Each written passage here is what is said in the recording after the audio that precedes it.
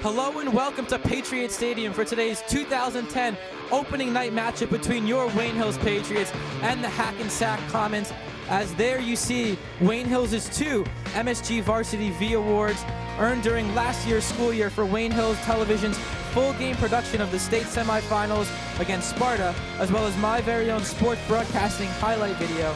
So guys, as we begin our 10th season as now an award-winning high school television program, we see Wayne Hills' football team go up against Hackensack here on opening night, coming off a very disappointing 10-2 season. So going into this one, obviously that game against Ramapo in the snow at Giant Stadium will linger very heavily in the minds of this Patriot team. They return a lot of starters, so they're hungry to come back out and win another state championship. So going into this season, how do they forget that game last year and go into this season full force? I definitely think that bringing in new quarterback Kevin Olson is going to help them. I mean, you have a new team leader with the loss of Mike Quinn, who's a great player, but Kevin Olson's really got to prove himself, and I think he can really fire this team up. Yeah, John, this is a good year to bring a new quarterback into the system. The skill players around him are fantastic, and if they play to their ability, we'll have a great season. Listen, since I'm the king of predictions, Wayne Hills is always going to have a great season. They may lose the state championship like they did last year, but they're going to come out on top this year. 10-2 last year was a big hit for this team, a huge wake-up call. So these seniors are definitely going to be motivated coming into this game. And, of course, like you said, bringing in a sophomore quarterback is the biggest question mark coming into this year. But now a lot of holes need to be filled from last year, as always in high school. A lot of seniors graduate. A lot of new players are going to be starting for the first time tonight. So who needs to step up in tonight's game in order for Hills to come out with a victory? I'm going to go with the obvious pick, senior running back Brian Dowling. Had a great season last year as a junior, led this team. Captain this year is definitely going to have to be there because it's questionable about Kevin Olson, how he's going to do. I'm going to have to go with Nick Massey. He's going to replace James DeDelectus, a middle linebacker, and at fullback. He had a knee injury last year, and he's healthier this year. He's a big, tough guy. He's almost like a bulldozer, really run over you. So if his knee's healthy, he's going to be a great player. Guys, every defense that Wayne Hills faces here, they're going to focus on Brian Dowling and Nick Massey. Kevin's going to eventually have to throw the ball, and he's going to throw it to Mike Drees the most. Well, just like Joe said, Kevin Olson's going to have to make some passes tonight, and that's why he's my key player, because he's a sophomore. He's been around this program since he was born. He's been bred for this position his whole life, and he's been around the program for years. He's been around the spotlight, but he's never been in the spotlight, and tonight it comes solely on him for the first time, and I have a lot of he has a lot of confidence, so I know that won't be too much of a factor, but you got to have some question coming in of how he's going to come out, how his first couple of passes are going to look. I think he's going to settle down after the first few drives, but that's the biggest thing coming into this game if you're a Wayne Hills fan. So now, last but not least, Hackensack was a 3-7 team last year. They're not expected to pull the upset tonight, but they're expected to kind of keep it close. They're not a terrible team. So do you think they're going to be able to keep it close with Hills, or is Hills going to burst out in front right from the beginning? You know, John, I really think it's going to be Hills on top all the way. Their offense is too skilled to not have, score on top of score on top of score. It's going to be a blowout.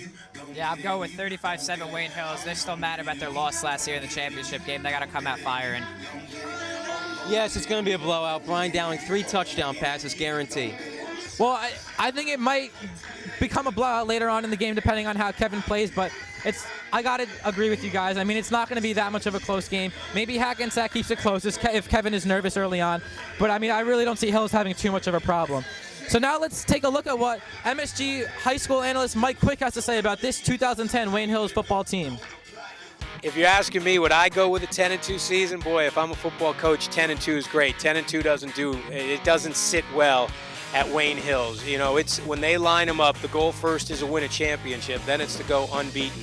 Looking at the personnel set they have here right now, they're going to win a whole bunch of football games. You got to be awfully lucky and get some breaks to go 12-0. I think the key to this team right now will be their offensive line, and boy, have they looked good against Woodbridge. Not a bunch of big giant guys, but a bunch of strong, squatty, get in your face, hit you until the whistle blows and then get one more shot in. I think they're coming of age quickly.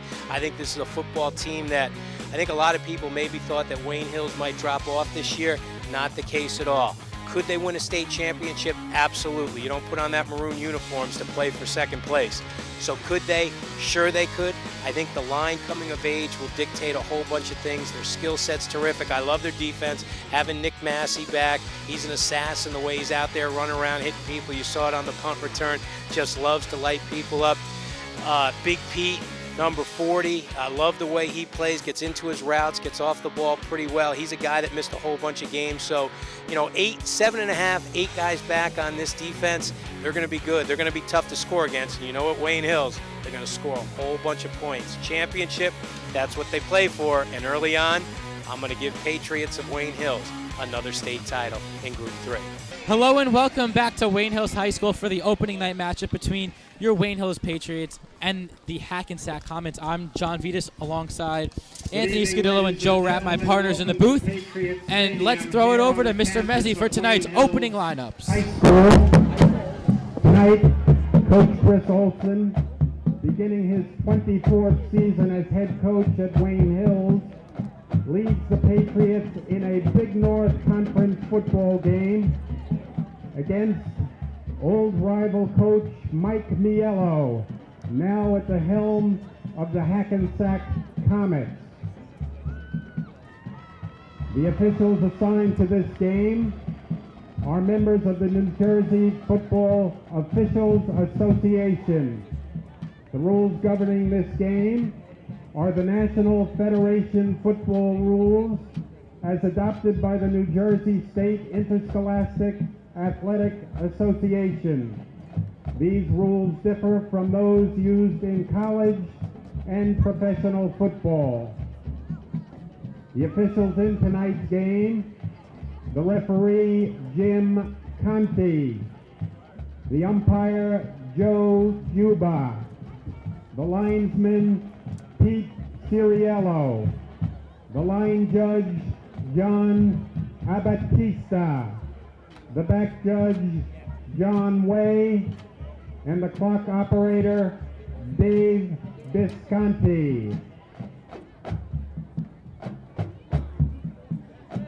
And now, ladies and gentlemen, here is the starting lineup for the Wayne Hills Patriots. This is their defensive lineup. At defensive end, number 40, Peter Davies, number 40.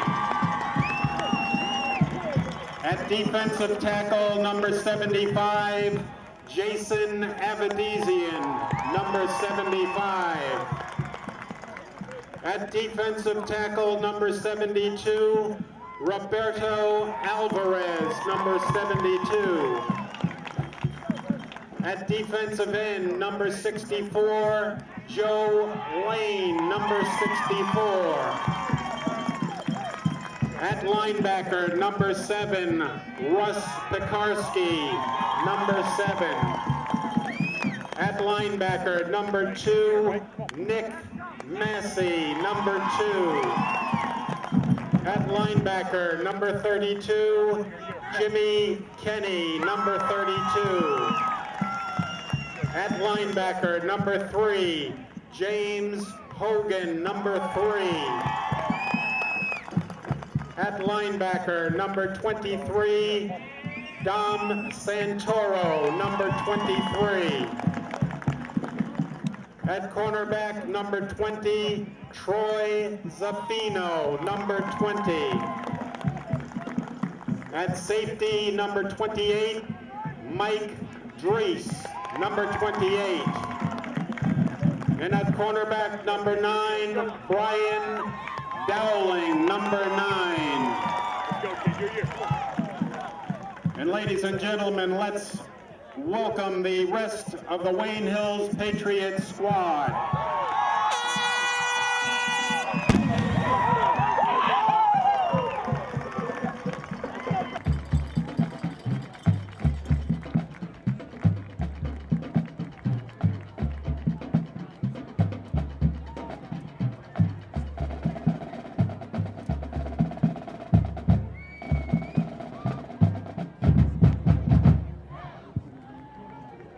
Ladies and gentlemen, we ask that you now please rise.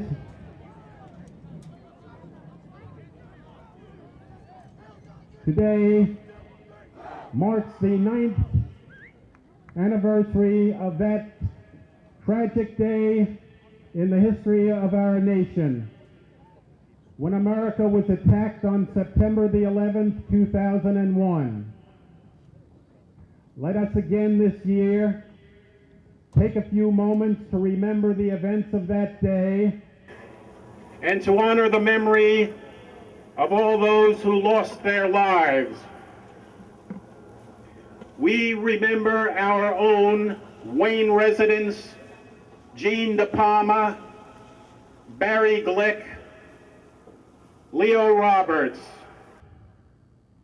Wayne Valley High School graduates, Paul Acquaviva and Greg Froner, and Wayne Hills alumni, Danny Afflito and Robert Duraney.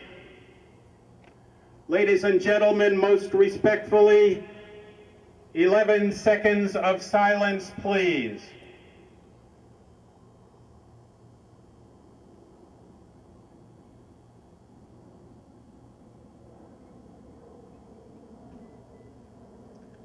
Thank you. And now we honor America, a beacon of freedom and liberty to the entire world, with the playing of our national anthem by the appropriately named Patriot Marching Band.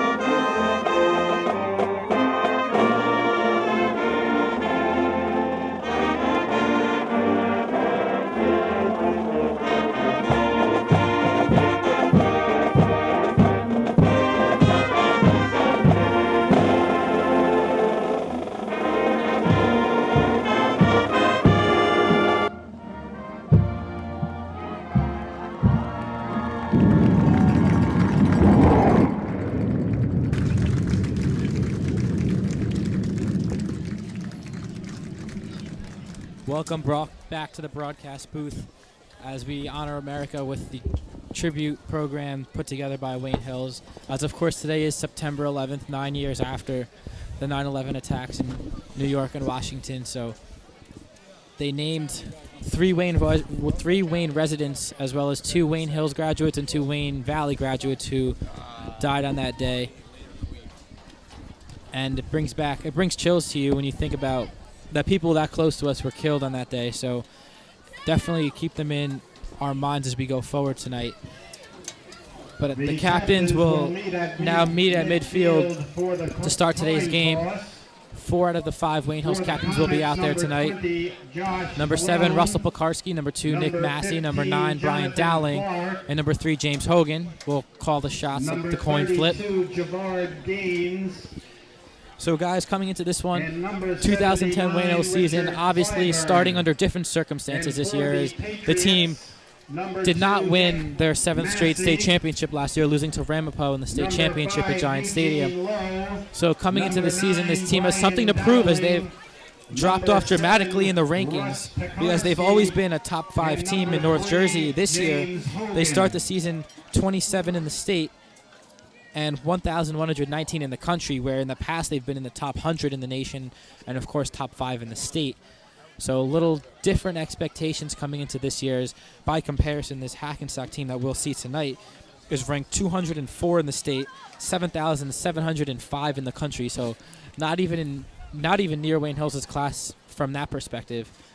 But, of course, this team under the helm and direction of Mike Maiello, who has a very long and storied coaching past. He has a lot of experience, especially at the college level, coaching for William Patterson, as he was the head coach there, and he's coached at several high school programs. He was also an assistant at Rutgers. So he has a lot of coaching experience, and I'm sure he'll have this Comet team improving sooner or later. So, I mean, you can't expect them to just lay down and let Wayne Hills' reputation earn them the win tonight. They're going to have to win it on the field. So, of course, starting sophomore quarterback Kevin Olson. But another thing I want to bring up is a guy that Hills didn't have last year who was a Division I recruit, and that's number 40, Peter Davies, who will start tonight at defensive end, making just his second defensive start of the season. Peter has a full ride to the University or East Carolina University, ECU, down in North Carolina. He might have more scholarship offers at this point. I haven't talked to him in a while. But he will be making just his second start of his career at defensive end tonight after he missed most of last season with a finger injury. He broke his finger. And he'll also be starting at tight end tonight. So he'll be in the spotlight along with the other Wayne Hill stars. Of course, Brian Dowling will carry the load for the most part on offense. So here we go. Wayne Hills will receive to start the 2010 season as it is now underway. A short end-over-end kick will be fielded at the 20. Brian Dowling comes near sideline 35, shakes a tackle and drags the defender across the 40 all the way up to the 45. So as Wayne Hills starts their first drive of the season, let's take a look at their starting offensive lineup. Jake Shonke, number 76, offensive tackle. Sam Schultz, 52, guard. Steve Ivkov, number 69, offensive center. Jason Avdisian, number 75, offensive tackle. Casey Cardux, number 79, tackle. Peter Davies, number 40, tight end. Kevin Olson, number 19, quarterback. Brian Dowling, number 9, running back. Nick Massey, number 2, fullback. Michael Dries, number 28, receiver. Troy Zappino, number 20, wide receiver. So coming onto the field for his first career start is quarterback number 19, Kevin Olson, making his Wayne Hills High School debut as just a sophomore. Hills breaks the huddle in a two-receiver set. Eugene Lowe split wide left. Mike Dries goes in motion. It's going to be a reverse to Dries, trying to find a hole. He gets inside and picks up about 3 yards on first down. John, what do you think Coach Olson is feeling right now? I mean, 13, 15 years ago, he saw his first son, Christian Olson, start a quarterback as a sophomore, and now Kevin stepping right into the position. Well, Coach has got to be full of pride as he tells his son the first play, or second play now of his career. Kevin's been groomed for this position, like I said earlier. I mean, he's just been around this program for so many years. We knew this day was going to come eventually, and it's finally here as he starts as a sophomore, which is something that has not been done too often here at Wayne Hills. The last sophomore quarterback to start was his brother, Christian.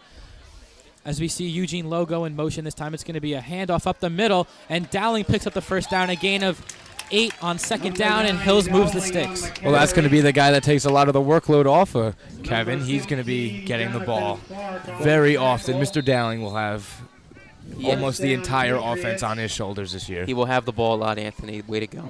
Well, not just with the workload, but the pressure as well, as that should be a big relief to Kevin, as he's going to have to make throws if this team is going to be a top-notch team. There's no question about that, but Brian Dowling is a Division I top-tier prospect, and we can expect nothing but big things from him this year. So 1st and 10 from the 44, quick snap, handoff up the middle to guess who, Brian Dowling, goes forward for a gain of 4 on second down, getting inside the 40-yard line.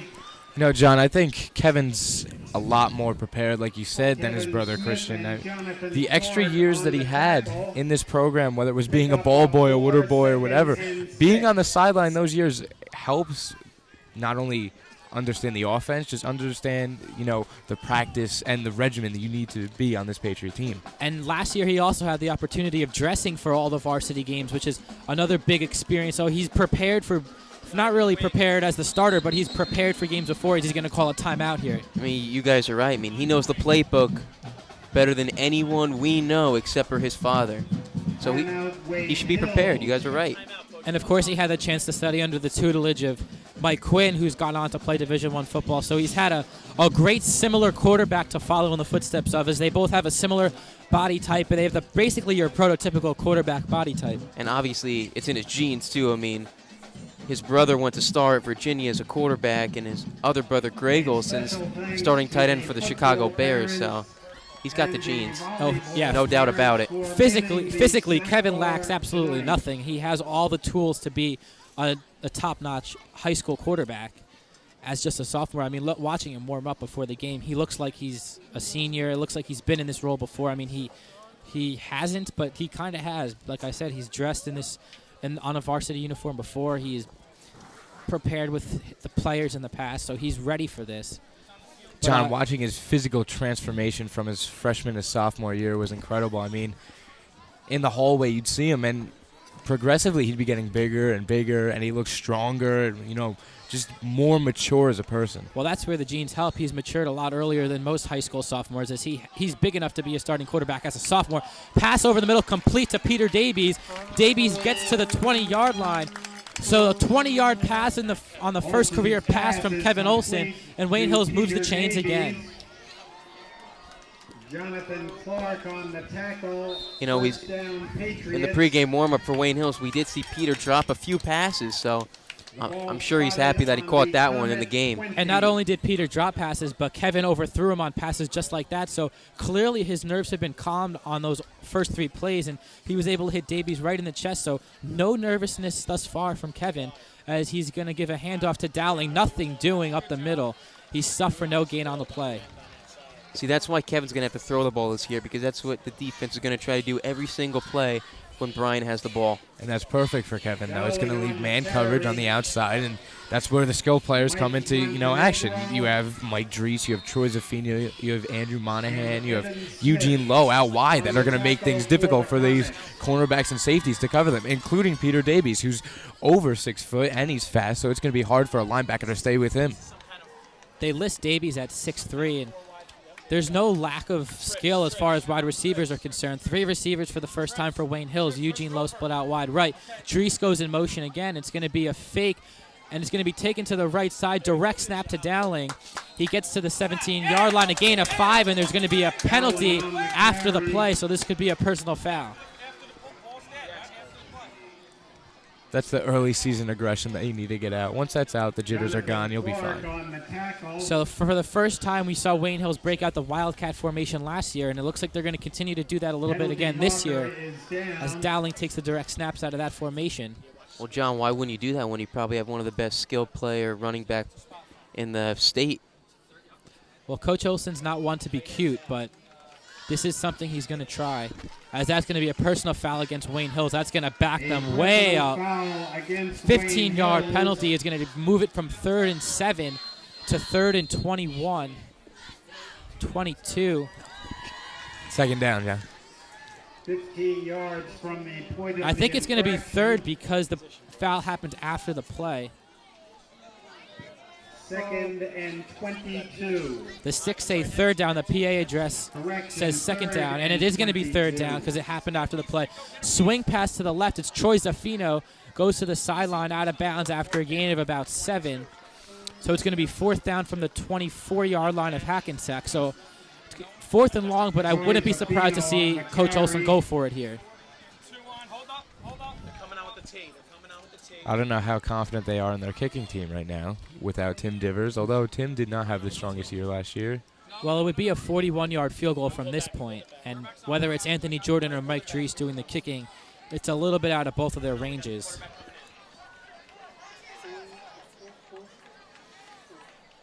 So they're going to go for it on 4th and 14.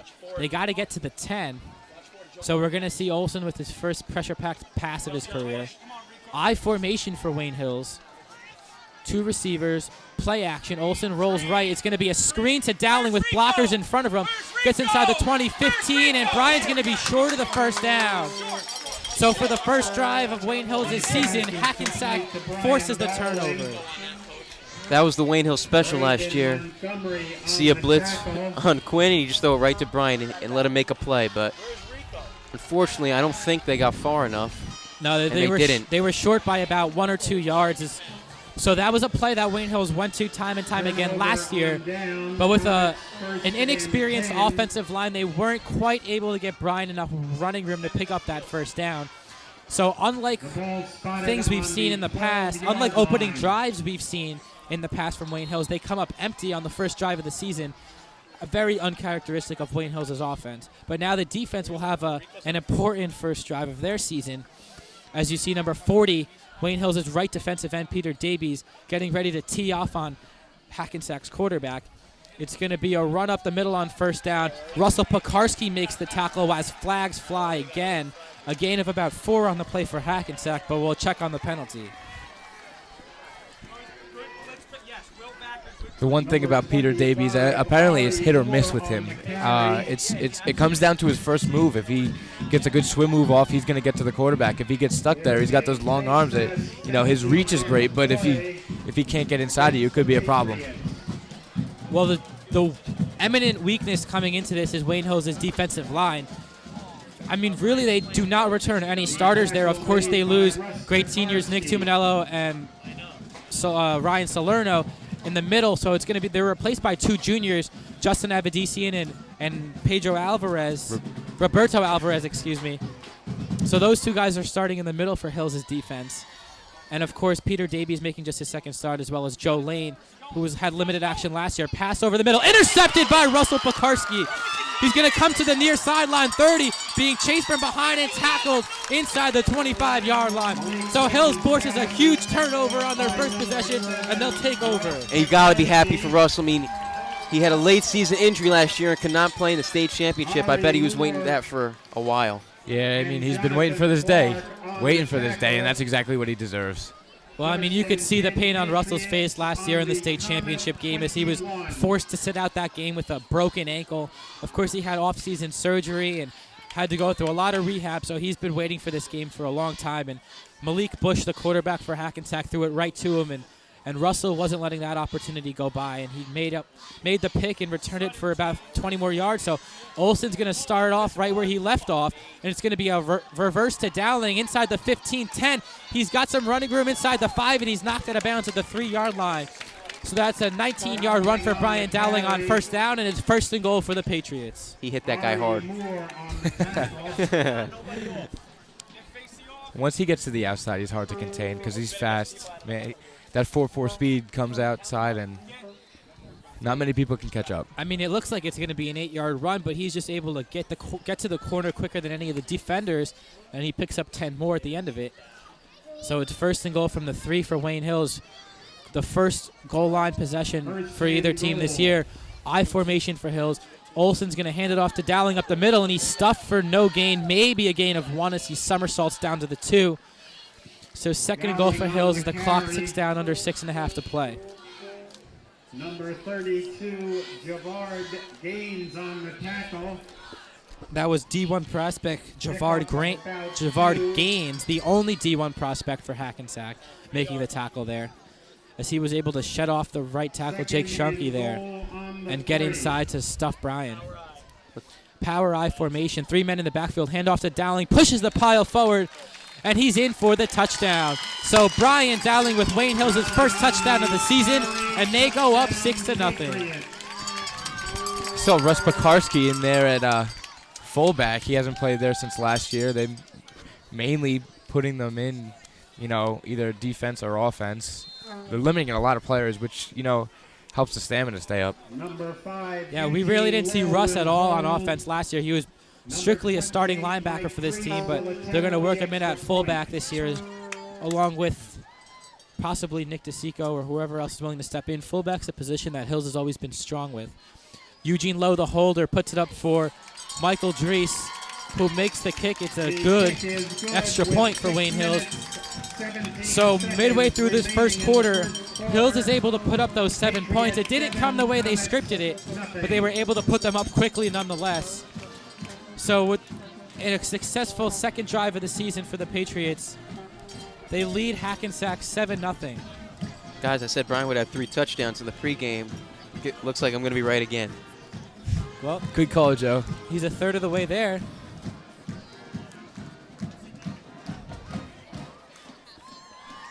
Just looking at Kevin on the sideline, he just looks confident, smooth, even just walking in and out of the huddle. Running this offense doesn't seem like it's going to be that difficult for him. It's going to come down to the big games, though. The Wayne Valleys, the Ramapos, the St. Joe games. Those are going to be the games where we determine his character and how good his skill level is. Absolutely. Kevin is going to be tested in those games, definitely. I mean, they have a lot of tough games on this year's schedule. It's probably even harder than last year's schedule. They have to face this Hackensack team, which isn't bad, and then they have to face Teaneck again like last year. But Wayne Valley, Paramus, Ramapo, and St. Joe's, those are 4 top-notch teams in North Jersey. And those are the 4 big games that Wayne Hills are going to have to win if they want to be that 1 seed like they always are. And Wayne Valley comes up in 2 weeks, so that's really the first big game for this team. That game's on Friday, September 24th. And that's a home game this year, as last year they had to travel to Valley. But this year we have that game here at home. So Mike Drees is going to take the kickoffs as well, as the senior tees it up and lets it go. A nice end-over-end kick, chasing Hackensack's returner back to the goal line.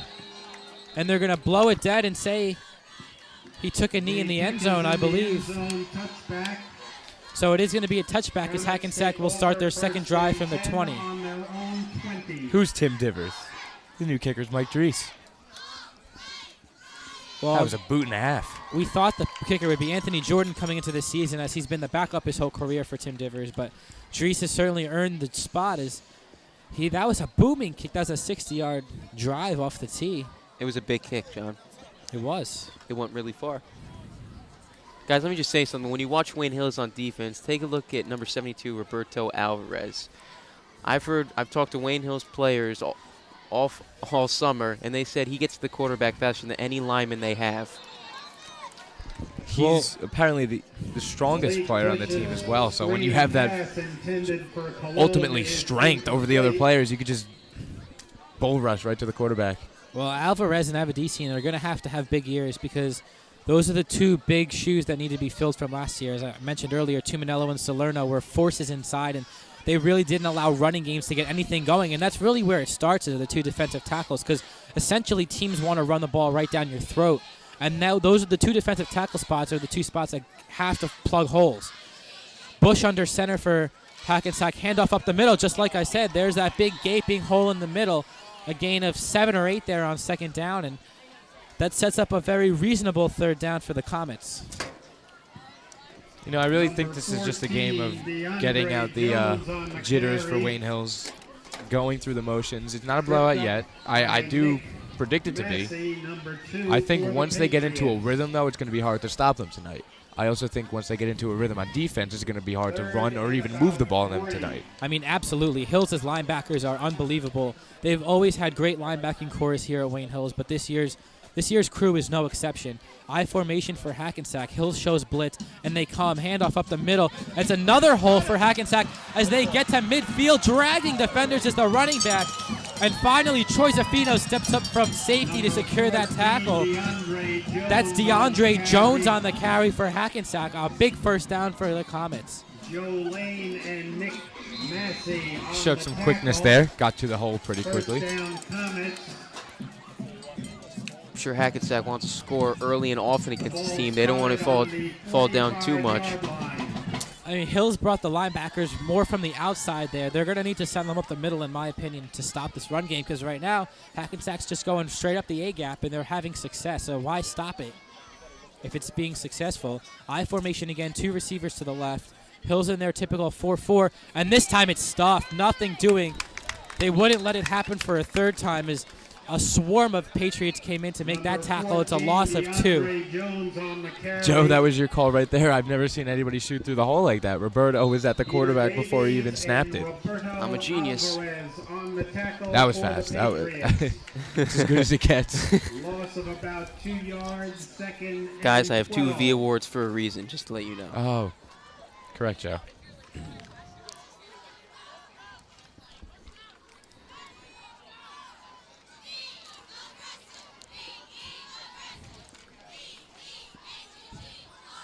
Malik Bush breaks the huddle for Hackensack. Sticking with the same formation. 2 backs, 2 receivers, 1 tight end. Bush is going to look to throw this time. Pressure coming up the middle. Bush shakes 2 defenders, and he's going to get back to the line of scrimmage and gain 2 yards there, as he was able to elude number 75, Justin Avedisian, excuse me. So big pressure coming from Hills there, as it's going to be 3rd and 10 for Hackensack now. 3rd and about 11. 3:14 to go in the opening quarter. Hills on top 7-0.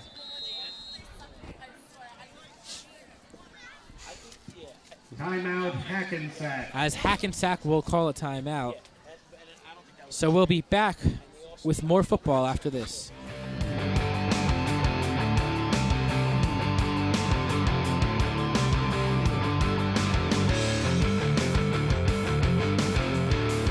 Welcome back to Wayne Hills as the Patriots lead the Comets 7-0 here in the first quarter.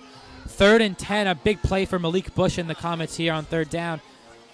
Trying to pick up their second first down of the drive. Out of the shotgun, Bush throws a quick screen to the right and is batted away and almost intercepted by Joe Lane, the defensive end.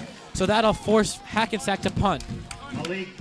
Now we get our first view of Mr. Monahan. Number 1, Andrew Monahan, will join Brian Dowling to return the punt. He had some experience with Brian kick returning last year. Yeah, these are the same 2 returners for Hills, just a year older. As number 25, Ari Moore will be the punter. He's also a running back on this team. He had a carry earlier in tonight's game. And there are no headhunters in the formation for Hackensack, so they are playing a conservative punt game here and trying to make sure this punt is not blocked. Hills brings about 6 players here. It's a high catch, fair catch made by Dowling at the 30. So that's where Kevin Olson will start his 3rd drive of the night. Fair catch on the 30-yard line where it will be 1st and 10. I know it's early. I know it's only 7-0, but I really love to watch Kevin throw the ball. I know I'm hoping for too much. We need to establish the offense first, which is understandable. For his first game, we don't want to risk anything. I just want to see him. He's smooth. I think if Hills takes control of this game, Coach Olson is not going to be shy to let his son throw the football. So we'll definitely get a chance to see Kevin's arm at some point tonight. Eugene Lowe goes in motion. I formation, Massey the fullback. Quick 3-step drop, throws left, complete to Mike Dries, who bowls over a defender and picks up the first down, a gain of 14 on first down. See, that's the difference between Wayne Hills and other schools. We're just stronger than everybody else. And give credit to Coach Olson. I mean, I've seen their weight room workouts. They're extreme. Oh, it's a year-long process, Joe. That's it. You know, coming into the Wayne Hills football program, that once the season ends, it's lifting. Once August hits, it's camp, and then from then on, it's over. Once June hits, it's camp. I mean, they start 7-7s from June. This is an 11-month-a-year program. This is not a 3-season sport, or 3-month sport, excuse me. Handoff to the left. Dowling picks up about 4 on the play, setting up 2nd and 6. The handoff to Dowling. This is one of the strongest teams I've seen in years. I mean, there's no letting up as far as the weight training is concerned. This team is always stronger than the opponent. So there's no question about that as James Hogan comes in for the first time tonight. Hogan's going to probably be used as more of a receiver, a slot back, possibly a fullback, maybe even get some handoffs. He's a very versatile player, but he's nursing an injury coming into this season as he was all of last season. He's going to be split wide right this time as they're going to fake the reverse. Nice block there as Olson goes deep down the field, overthrows his intended receiver, which was Hogan. Threw that one into double coverage as the closest players to that ball were 2 Hackensack cornerbacks. So it's going to be 3rd and 6 now for Hills. Well, at least we're seeing him throw the ball. I mean, and that's a sophomore pass right there. Oh, of course. Inexperience is going to basically define our season. It's how we step up to the pressure in the game. That's what's really going to determine the outcome. There's no question about that. I formation again. Handoff to Dowling. Massey, the lead blocker. Brian trying to get to the outside. He can't do it. Gets just 1 yard there. Hackensack's defense is very fast. We knew that coming in. They're really noted for their speed. It's going to be 4th and 4 for Wayne Hills from the 50. And it looks like Coach Olson's going to go for it. As he changes his mind, they're going to send out the punting unit. So in a situation with Mike Quinn at quarterback, I feel like Coach Olson probably would have went for this a year ago, but with the sophomore quarterback and 4 yards to go, he does not quite have enough confidence at this point. with Cologne and Clark. Brian Dowling is going to be the punter this year, He's good. He's good. He's good. as he's had experience punting in the past in middle school and at the JV level, and I think he might have even taken some punts last year. I don't remember that, John. It was mainly Divers. Divers did have a good season punting last year. He He hit some bombs I think he was a better punter than he was a kicker last year, to be honest. that you could make a fair argument out of that. They're going to call a delay of game on Wayne Hills, as Coach Olson, I guess, was a little too indecisive there and didn't get his punt unit out there quick enough. So they back it up 5 yards to the 45 of Wayne Hills. Monahan and Drees are the two split wideouts. Will be the first to the ball as Brian has all day to punt and lets a nice one fly. Fair catch called for, but it's going to be down inside the 10. Beautiful job by Wayne Hills' punting unit as it's down inside the 5. The punt is down by number 20, Troy Zaffino. Zaffino, number 20, was joined by Russ Pekarski getting in there, as I believe Zaffino was the one to actually down the ball. So Hackensack will start their drive from their own 2. The ball Safety. on the 2-yard line. It could happen. We can hope. A certain possibility. With Birdo coming through the middle, you never know.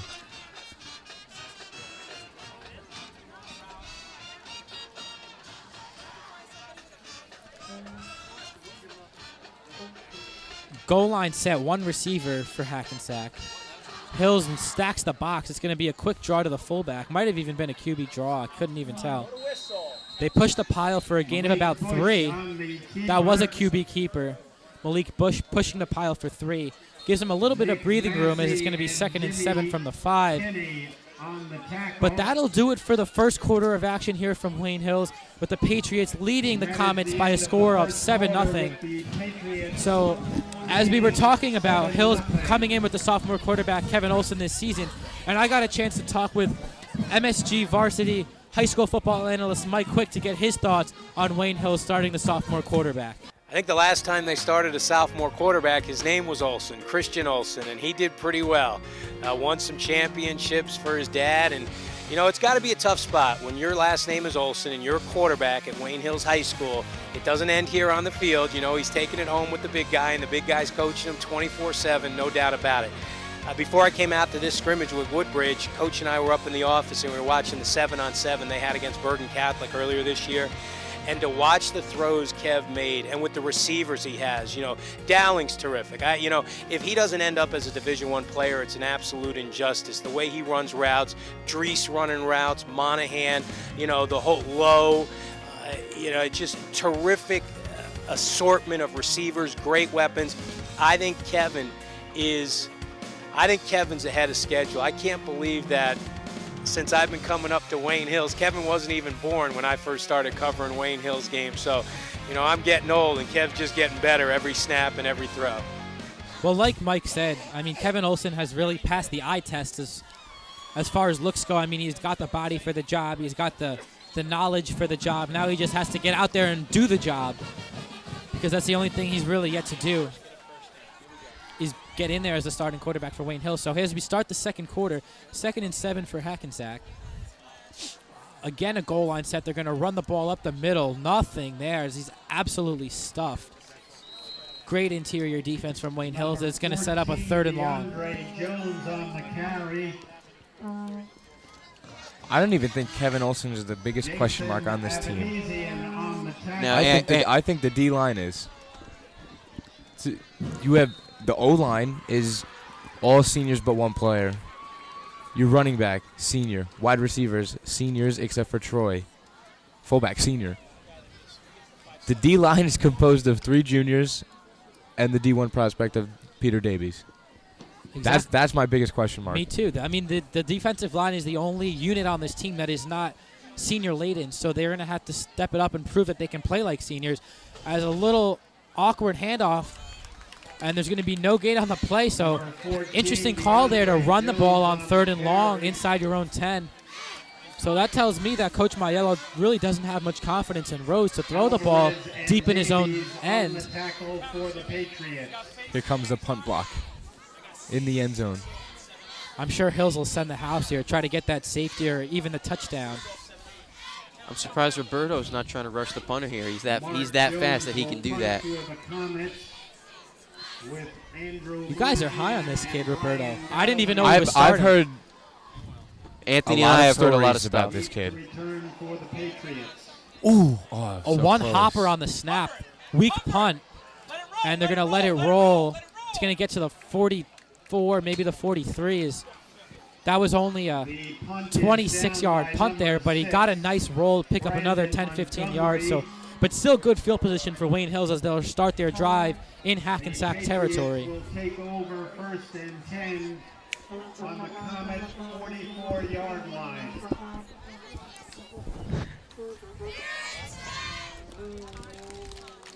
So Kevin Olson takes the field in his first game as a Wayne Hills Patriot quarterback.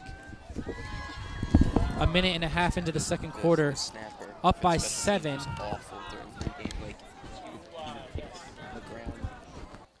Olson in the shotgun for the first time tonight. Oh, I'm sorry, that's a Wildcat formation.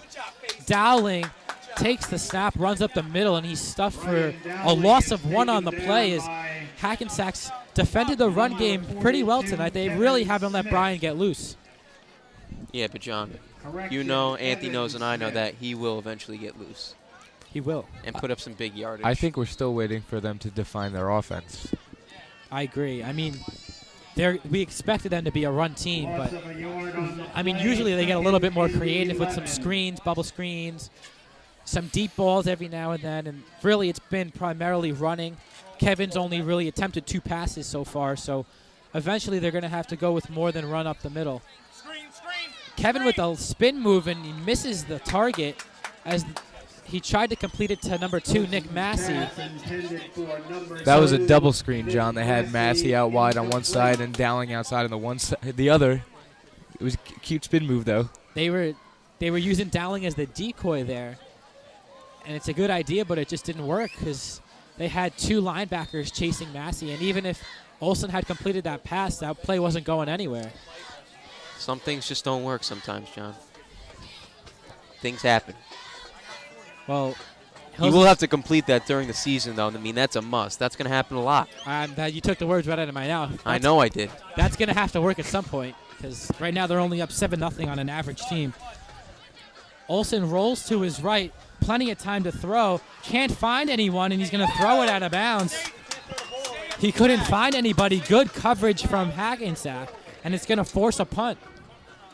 He had Eugene wide open, but I guess... I mean,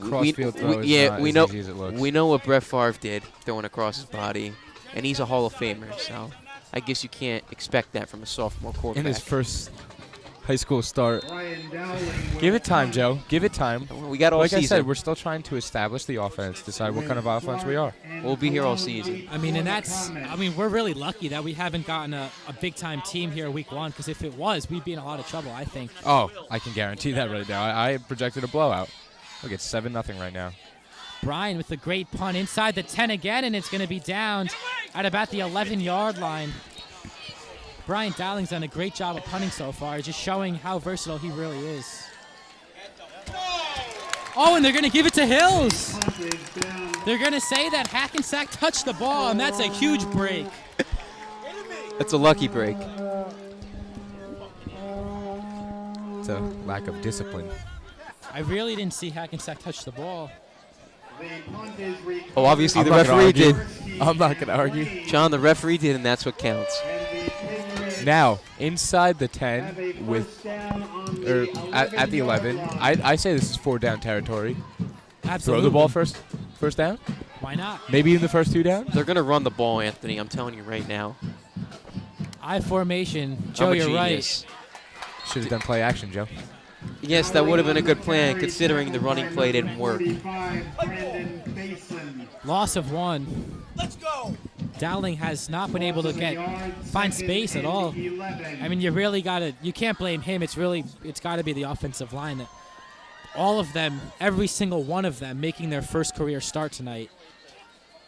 It's inexperienced, and you can't ask them for much in the first game. 2nd and 11 from the 12. I also think they're stopping it because they know it's coming every time. What other offense do we have right now?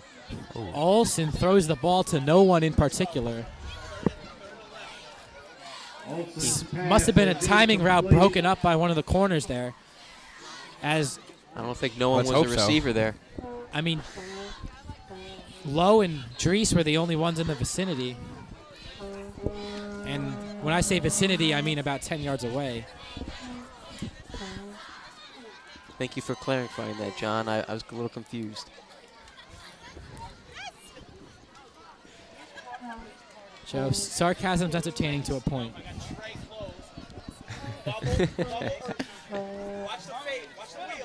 Olsen drops back to pass, looks to his right, 3 receivers over the middle. He's got his man. Oh, my goodness. Incomplete.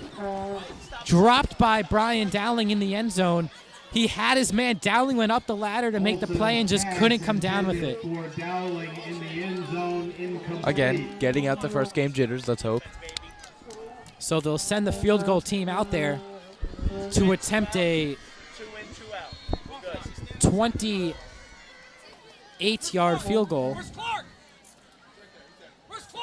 More like 29. Dries' first field goal attempt of his career. Eugene Lowe, the holder.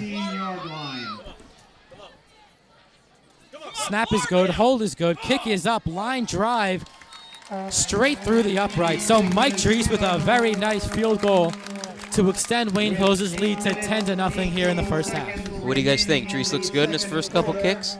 Looks very good. He's got a strong leg. He was my key player going into the game, but I don't think that kicker though, Joe. Obviously not for his kicking. Although we've made that mistake, I picked Tim Divers and he's let me down. Everyone makes mistakes, even the great ones. Well, your first mistake was picking a kicker as your key player. Hey, going into last year, he was fantastic. He was. Even last year, he wasn't very bad. It was just the games that we needed to win.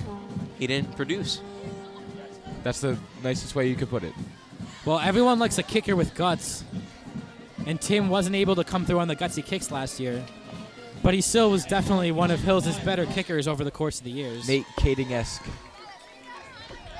Good comparison. Yes.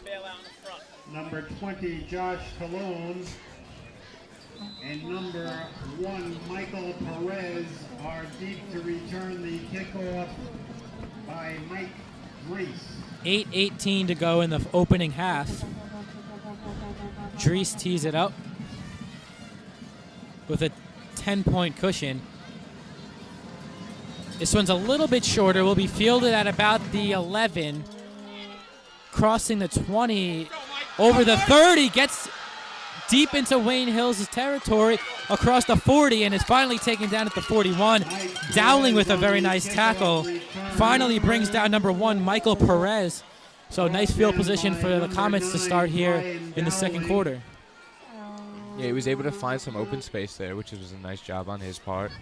Once you break into that, after that initial wall, you might say, it's easy to find open space. Well, now while we have a chance, let's send it down to the field for the 4th member of our broadcast team, Nick Appaluccio. Nick?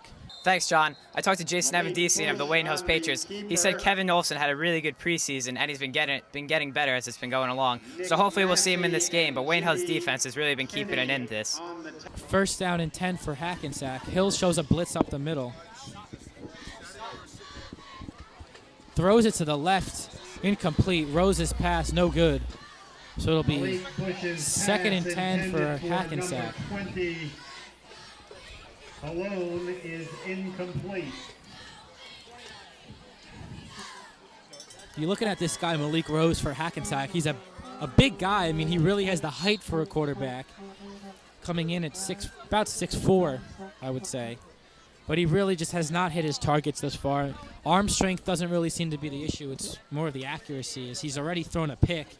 And his pick was really right into the hands of Russell Pekarsky. And he's had 2 or 3 incompletions already. He's really hindered that Hackensack offense. I mean, you could see first game nervousness or jitters from both these quarterbacks.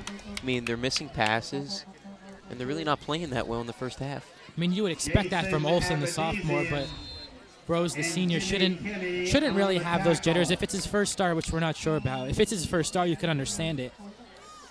But really, the only offense for Hackensack has been the running game so far. They had 2 nice big runs on that second drive where they were able to get into Wayne Hills' territory, but since then, they've really gotten nothing going. And if they want to put up points, Rose is going to have to start completing passes. 3rd and 9 for Hackensack. Rose in the shotgun, flanked by 2 backs. 2 receivers to the left. Hills in there 4-4. Rose looks to his left, plenty of time, throws it complete, trying to fight to the 6 as the receiver, and he might have it. The ball was almost intercepted there by, I believe, Dowling. And it's complete right around the markers, and it looks like they're going to move the chains. That is a first down, Comets. Dowling went for the pick there rather than just trying to knock it down or block the defender. I mean, receiver, not defender. Well, Brian knew he had number 20 Troy Zaffino coming over. So if he missed the pick, he had insurance behind him to make the play, but Zaffino just couldn't bring the guy down in time as Clark was able to get past him and stretch forward for that first down. So a nice awareness there by Clark to know where the sticks were and find that first down. Pitch to the left. A gain of 1 or 2 there on first down for Hackensack. As Michael Perez picks up 1 as the clock ticks down under 6.5 to go. Kenny and Joe Lane on the tackle for the Patriots. Pick up of 1, 2nd and 9. Jimmy Kenny and Joe Lane teaming up to make that tackle. Is Jimmy making pretty much the first start of his career? He's seen the field before, but earning that starting spot at linebackers. They're really going to rotate 5 guys in there. It's going to be Nick Massey, Russell Pekarski, and Santoro for the most part, but Jimmy Kenny, along with James Hogan, are going to get plenty of playing time as well. Hills in a nickel formation this time. Malik Rose throws it down the left sideline, in stride to his receiver, and it might be intercepted. And it is. Troy Zaffino getting in there to take the pick, and Hills is going to take over from their own 20-yard line. Yeah, it was in stride to Troy, right to a perfect ball to the opposite team. Yeah, you're right. He threw a good pass, but he threw it to the wrong color.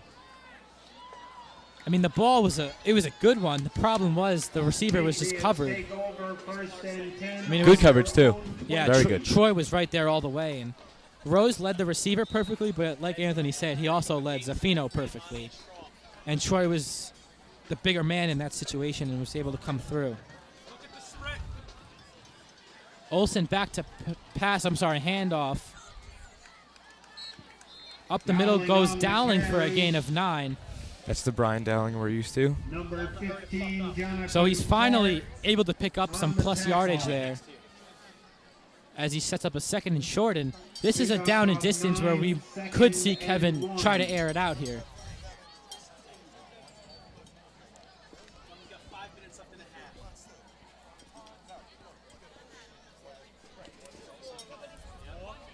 Hills breaks the huddle with 2 receivers. I formation, handoff again to Dowling. He'll pick up the first down. A gain of 3 on the play, and Hills moves the chains. Dowling on the carry, first down, Patriots. So maybe that inexperienced offensive line starting to settle in a little bit as they're finally starting to get some holes free for Brian. Starting line consists of Jake Shunke, Sam Schultz, Steve Ivkov, Jason Avedisian, and Casey Cardux. So 4 seniors and 1 junior being Avedisian on that line. I formation again. Going in motion is Dowling. It's going to be a handoff up the middle. I'm sorry, that was Lowe going in motion. That was Nick Massey, the up back, going in there, putting his head forward and bulling through for a gain of 6. So Hill's looking to just run the ball down the throats of the Comets right now, and it's working. Pickup of 6, 2nd and 4. 2nd and short. I can see a pass play here. A little play action pass. Yeah. It's very possible. I mean, that's what I was looking for on the last 2nd and short, but Coach Olsen kept the ball on the ground. Same formation. It's going to be another handoff to Dowling. Finds a hole at the 50. Breaks it at the 45-40, 35-30. Takes out a defender, 25, and finally goes out of bounds at the 20-yard line.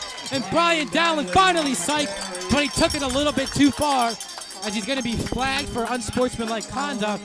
But who cares, because finally he gets going. And there goes Wayne Hills' offense for the first big play of the season.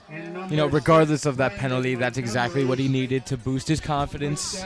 Maybe he went a little overboard with it, but I don't think they're very worried about that. As long as he gets his carries, he'll break one. He's like AP. Adrian Peterson does the same exact thing. He has a 3-yard run, a 3-yard run, and then a 65-yard run. Once you break one, you're good. I mean, he's going to have to do that all season for this Wayne Hills offense to be successful. Dude, I don't care about that penalty. That was exciting. It is. Watching him in open space is incredible. He's faster than everybody else. That was the first flash we've gotten this year. I mean, welcome to 2010, Wayne Hills. It is a first down. And I mean, that penalty doesn't matter that much because it's not 1st and 25. It's 1st and 10 still. Olsen goes deep this time, looking for Zaffino, and it's way out of bounds. I mean, there wasn't even enough space for Troy to drag his feet. That ball was out of bounds by a good 5 yards. But, I mean, you get to see Kevin's arm right there at least. It was a nice spiral. That's not the most accurate pass we've seen. You got to throw it in bounds.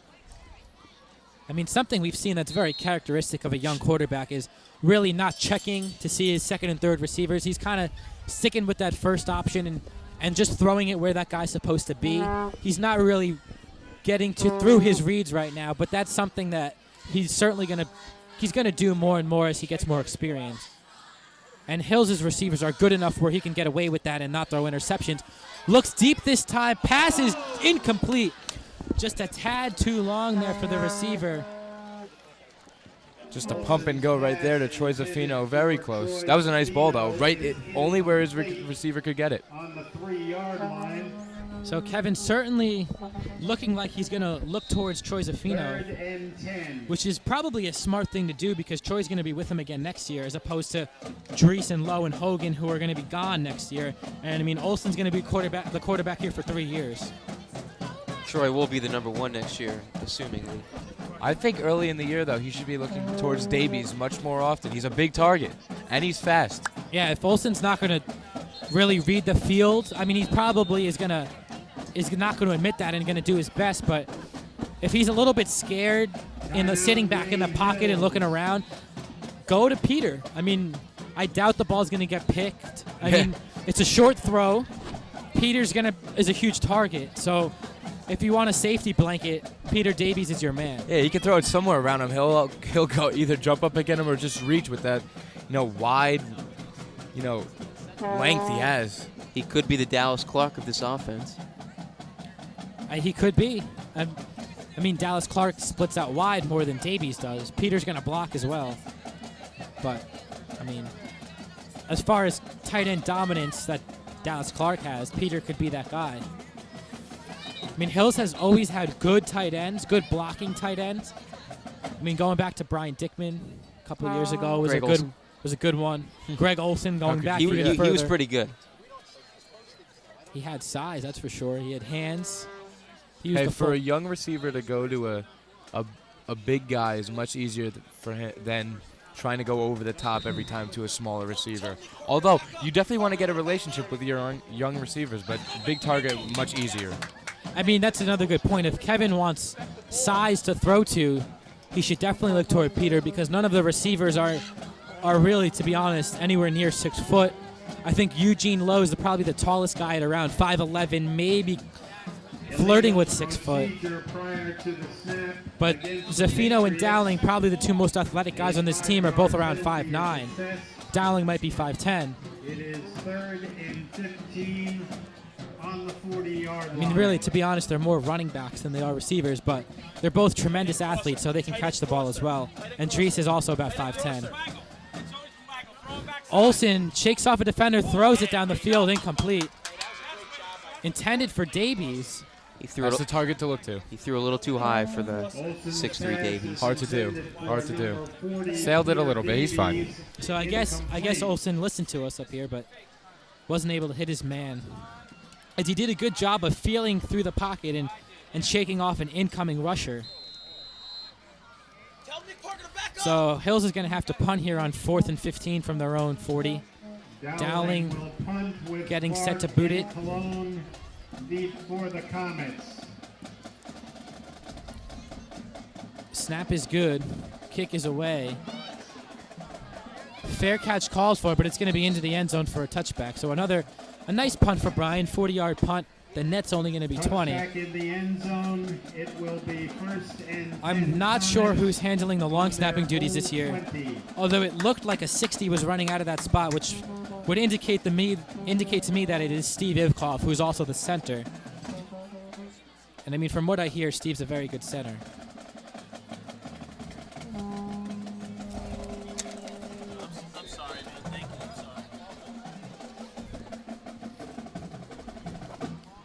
So something we don't see too often, and that's not a big lead in the first half. Usually Hills goes into the locker room up 28-0, 35-0, and it's 10-0 right now with 3 minutes to go in the first half. 2 receivers to the left. Handoff up the middle, nothing doing. Maybe a gain of 1, probably more like a loss of 1. It's Alvarez right in the middle. I mean, Alvarez and Abedisian have settled in now and really started to make an impact in this game. Hackensack's gotten nothing going as far as the running game is concerned. But guys, something I've noticed from both teams is that they've stuck with that same 2-back, 2-receiver, 1 tight end set. They really haven't changed that at all. I mean, when are they going to open up the playbooks? I know it's week 1 and it's a tight game, kind of a feeling out process, but eventually, I mean, who's going to break out of that formation first? I think with the lead we will, but it's up to interpretation. But you could also make the argument with the lead we wouldn't, because you got to play conservative and stick to what you're used to, especially with the young quarterback. So I think once the score continues to elevate, we will see a widening of the opening of the playbook. Right. They can play around a little bit with a 30, 40-point lead, but with a 10-point lead, I think they're going to stick with what they're comfortable with. With a senior quarterback, Mike Quinn, that they had last year, they were able to just open up everything last year. And Mike was able to execute and move the chains, get big plays. We haven't seen big plays this year like we did last year. And that's probably because of an inexperienced line and an inexperienced quarterback. But we shouldn't harp on the inexperience too much, because these are varsity high school players. So eventually we're going to have to count on them to make big plays. Rose drops back to pass, being pressured, passes away, incomplete. Dowling was coming over to try to get there for the pick, but he didn't get there in time. Malik pushes pass intended for number 40, Rico Facey. Pass was intended for number 40, Rico Facey. As now Hackensack's going to have to punt, so punts galore here in this one. I mean, usually we see Wayne Hills never punting and the other team committing turnovers. Oh my, they're going for the block, John. Wow. Well, 134 left. Yeah. Hackensack snapper did have problems before the game. And he bounced the last one. Punt is away. It's a short one, but they're able to get it out. Ball's going to go out of bounds inside the 40, so Hills is going to have great field position, but you can certainly understand Hills crowding the line there as Hackensack doesn't split anybody out wide, and they also have had trouble with the snaps, so certainly understandable. So Hills is going to have only 37 yards to work with 1:28 to go and 2 timeouts, I believe. They might even have 3. They do have all 3. Hackensack used the only timeout in this game. Oh, no, you're right. No, they did use early in the first quarter. Kevin called the timeout. Yes, that's right. My mistake. Hackensack shows blitz, no safety, but 5 receivers for Hills. Kevin under pressure, takes a hit, throws it deep to Dowling. Complete inside the 15-yard line, down to the 13. Dowling with a big catch there, moves the chains, and gets Hills inside the red zone. Right on the money, Joe. Perfectly placed ball, only where Brian could get it, and so he could go straight out of bounds, stopping the clock. Kevin put it right in his back pocket. Picture perfect. Kevin did a good job of recognizing the pressure I mean, and that's a play that Kevin and Brian could practice in their backyards. It's a one-step drop, a fade route, one-on-one coverage, and they did it perfectly as Brian runs up the middle there, picks up about 4 yards on the play, gets to the 10, but they're going to have a sense of urgency here as 1:10 and ticking here in the first half. Well within field goal range here. But, of course, they want the touchdown in this spot. As Olsen rushes to the line, 58 seconds to go now. Two receivers. Hand off to Dowling to the right. Has room inside the 5, and he gets in for the touchdown. Brian Dowling with a 10-yard touchdown run late in the second half and gives Wayne Hills that 16-0 lead they were looking for. I'm 2/3 of the way there. That's the Dowling we're used to, John, getting to the outside, cutting it back inside, and finding a gap. I mean, that just shows. You just give Brian a little bit of space, and that 4-4 speed's going to take over. He's going to get into that secondary, and I mean, right there, he only needed 10 yards, and that's exactly what he got. I mean, he was untouched walking into the end zone there. Extra point is up. And good. Dries sneaks it inside that right upright, but Hills gets that breathing room they were looking for and extend the lead to 17-0. The score, Patriots 17, Comets nothing. So with Hills leading 17-0, we'll be back with the kickoff after this.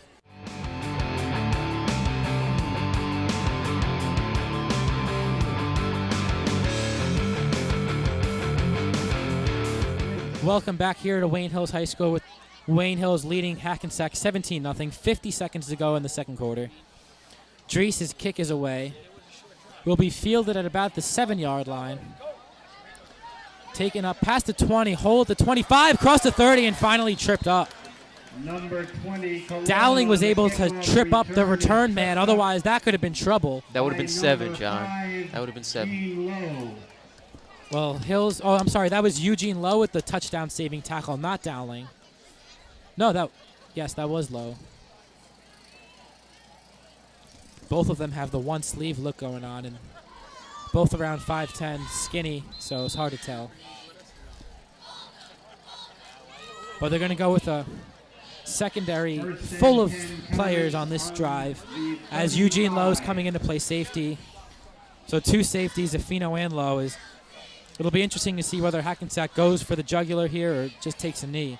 43 seconds to go, and it looks like they're going to take a knee. That's exactly what Rose does. So Malik Rose is going to let this one tick down, and he might have to take one more before they go into the halftime break. But guys, thoughts on the first half from Wayne Hills? Well, again, this whole season is going to be the Brian Dowling show. He's going to do exactly what he did last year and more.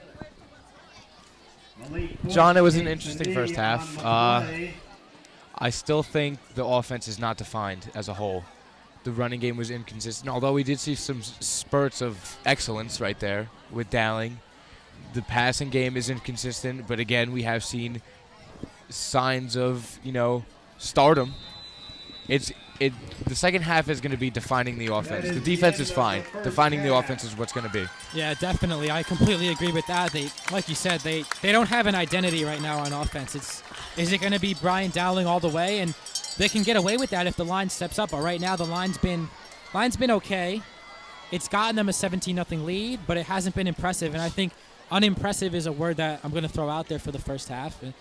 That wasn't bad. They're up 17-0. Really can't complain, but as they start to play the more competitive teams, they're going to have to play better than this. So we'll see what they look like in the second half, as I'm sure the starters are going to be right back out here trying to make it happen. So we'll see what they look like. So stay tuned. We'll be back at halftime to see the Wayne Hills Marching Band. So don't touch that dial. We'll be back with the Wayne Hills Marching Band after this.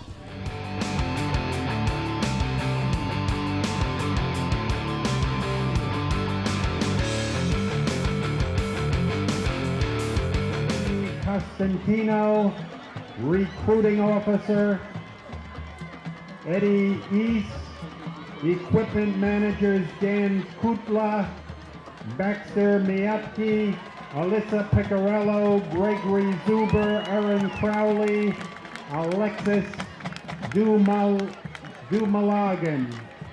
Librarians Jennifer Frauenberger and Lauren Markovich.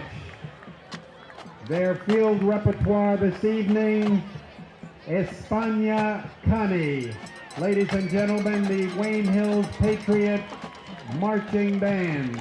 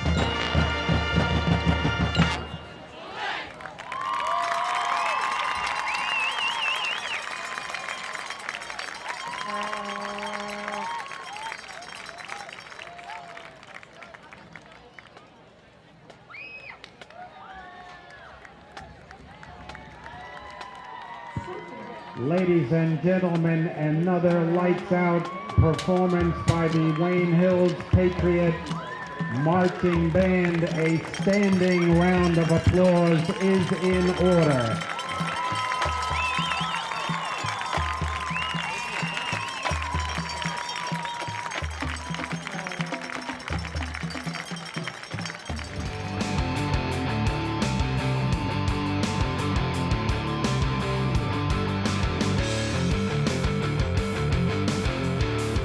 Welcome back to Wayne Hills High School for today's high school football matchup between your Wayne Hills Patriots and the Hackensack Comets. I'm John Vittas, joined in the booth by Joe Rapp and Anthony Scudillo. So, guys, mediocre first half for Wayne Hills. They're up 17-0 going into the second half. They've played relatively well. Their defense has been excellent. Their offensive line and quarterback play have been mediocre. Dowling hasn't had the chances to run that we thought he would. But coming into the second half, what do you expect to see from Wayne Hills? Because they seem to be fired up coming back from the locker room. Well, John, I expect them to spread the offense out more, and that's going to allow Brian to get in between the tackles. If they could get some, not play action necessarily, but if they could get the offense out wide, it'll allow Brian to go in between. Well, since the Hackensack defense is expecting the run from Brian Dowling, I expect to see a lot more play action pass in the second half. I think finding Brian Dowling's space is a key. Once you get him in the open field, he's going to blow past anyone, run over anyone, shake off anyone. So if they want to win this game, or at least put it away early on in the third quarter, to just try to throw Brian a bubble screen, throw him a quick slant or something that Kevin can definitely complete and get him into the end zone. Because if you give him space, he will produce for you. And secondly, once you get past that stage, as long, if all things go to plan, Hills is going to be up by a lot later on. Don't put the backups in. Leave your starting unit out there. Let Kevin throw the ball a little bit, and let this offense flow, because they haven't really gotten a chance to get going. And like Anthony and I talked about in the first half, they don't have an identity right now. Whether they're going to be all Brian Dowling, the line's going to carry Brian, or if they're going to have to be a balanced attack. And we're yet to see what they're going to tend to go with. And like another thing I mentioned, they've stayed with the same formation the whole game. I mean, they've mixed it up a little bit. They went to 5 receivers at the end of the half, and we've seen 3 receiver sets. But they really need to open things up, in my opinion. But they're up 17-0, so they're in control of this game. However, Hackensack's going to get the ball to start here. So Drees's kick is away, and the second half is underway. Fielded at the 4. Return man across the 15 and tripped up and taken down at the 20. Nice job of Joe Lane there, getting through the wall from Hackensack and just getting his hand on the foot of the return man. Yeah, Lane did just enough to bring him down, but he got back there quick because he hit the returner at the 15, which is Lane showing off some speed there. And Lane's a kid that they're going to have to rely on next year defensively and offensively once Davies has gone at tight end. He's a big athletic kid, also one of the best players on the Wayne Hills hockey team. So he's a good athlete and definitely one of the guys Hills is going to need to come through this year and next. Under center is Malik Rosa, quarterback. 3 receivers for the first time tonight. Pass is batted away by Troy Zaffino. Almost had a pick going back the other way, but he did a good job of batting it away and forced a second and long. Is broken up by number 20, Troy Zaffino. It was almost blocked at the line by Roberto, who, again, got through his blocker quickly. It's been all over the place today. He's going to be somebody to watch throughout this year, develop into a fine young player. 3 receivers again. One's more of a slot. And defenders jump. They throw the flags. After the defenders jumps, the offensive linemen broke their stances as well. But I would suspect it's on the defense, and they're already marking the yardage off for the defense. So it's going to be an offsides penalty on Wayne Hills. 2nd and 5. That one hurts. Against the Patriots. I mean, 2nd and 5 is a lot more reasonable than 2nd and 10 if you're Hackensack.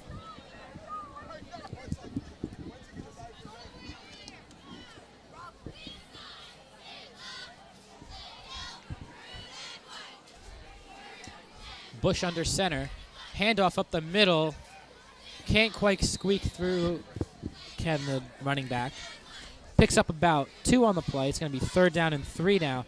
So a huge play here for the Wayne Hills defense. If they can make a stop here, put some scores on the board, this game could be over quick. But if Hackensack puts together a drive here, we have ourselves a game. 3rd and 3. If they get a stop here, they'll have good field position because the punt team for Hackensack hasn't been fantastic tonight, to say the least. 4 receivers for Hackensack. We haven't seen this yet. 1 man in the backfield. Bush under center. Hill shows a blitz from the outside. They come. It's picked up nicely. Bush throws a lateral pass to the outside. Nice move by the receiver. Gets to the 30. Picks up the 1st down and is taken down to the 31 by a host of Wayne Hills players. But Cologne was able to pick up the 1st down before he was taken down. Pekarski credited with the tackle, but Bush and Hackensack move the chains on the opening drive. Looks like he hurt his knee on that, or ankle. The right part of his body. Limping off the field. That was number 20, Josh Cologne, on the catch. He could have got out of bounds on that out route, but he wasn't sure if he was at the sticks yet and did a nice job of cutting back toward the inside and was able to whittle his way through and just get enough for that 1st down. Bush in the shotgun. Thinking of the basketball player Malik Rose. Malik Bush throws a screen to the right, and it's incomplete, dropped by the receiver. Pekarski was all over it anyway. Malik's pass intended for And Malik Rose's throws this whole game has been really mediocre, to say the least. Malik Bush, excuse me. Wait, really? Is I it didn't really? want to correct wait, you, but hold on. I knew what was going on. Is it really Malik Bush? Yes. John has been alternating between Rose and Bush the entire I thought night. it was Malik Rose. He's on the Nets, right? No, he's retired. He was on the Spurs and the Knicks. I don't like basketball, so I'm a baseball Wait, football so person. on the it is Malik Bush, right? It's Malik Bush. All right. Like the president. Former President Malik Bush. Oh, sacked by Davies. Look at Peter shoot through the hole and absolutely lay out Malik Bush for a loss of about 8 on the play. Wow. Ooh, he's down. He did not see that one coming. He could be down and out. That's not the guy you want if forgets a block.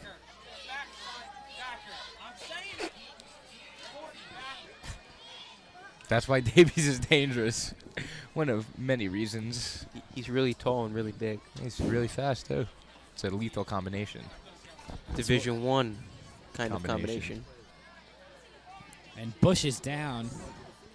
Well, Mr. Davies and Jake Shunky both have offers to ECU.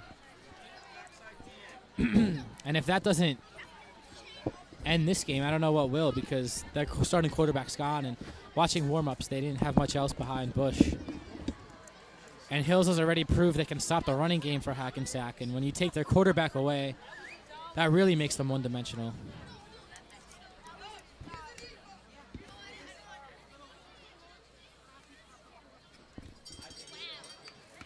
Four trainers attending to Bush, so we could have a fairly long break here. 10:05 to go in the 3rd quarter with Hills leading 17-0. We'll be back after this.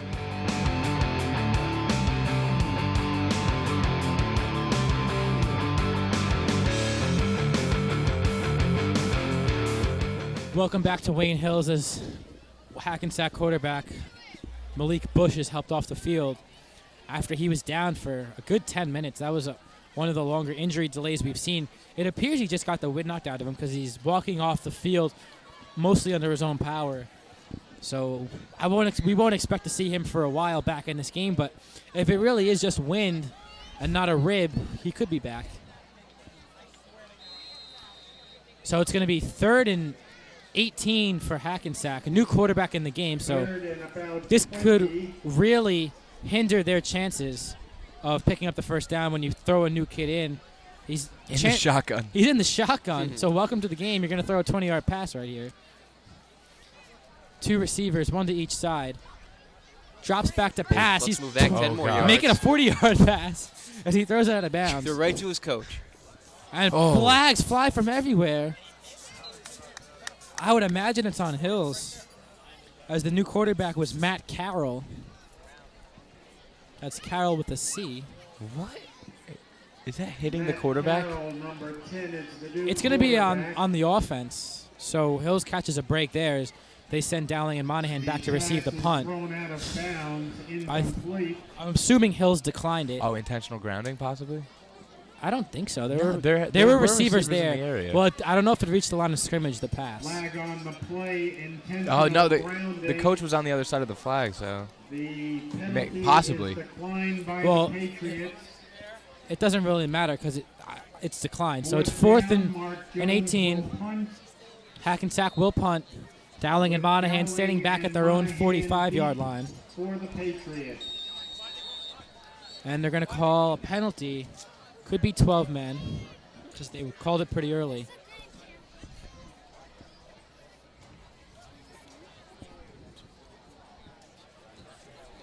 I count 13 men on the field for Wayne Hills just by my... that's definitely what the call was because a man came running off the field and they moved it 5 yards closer or in the favor of Hackensack.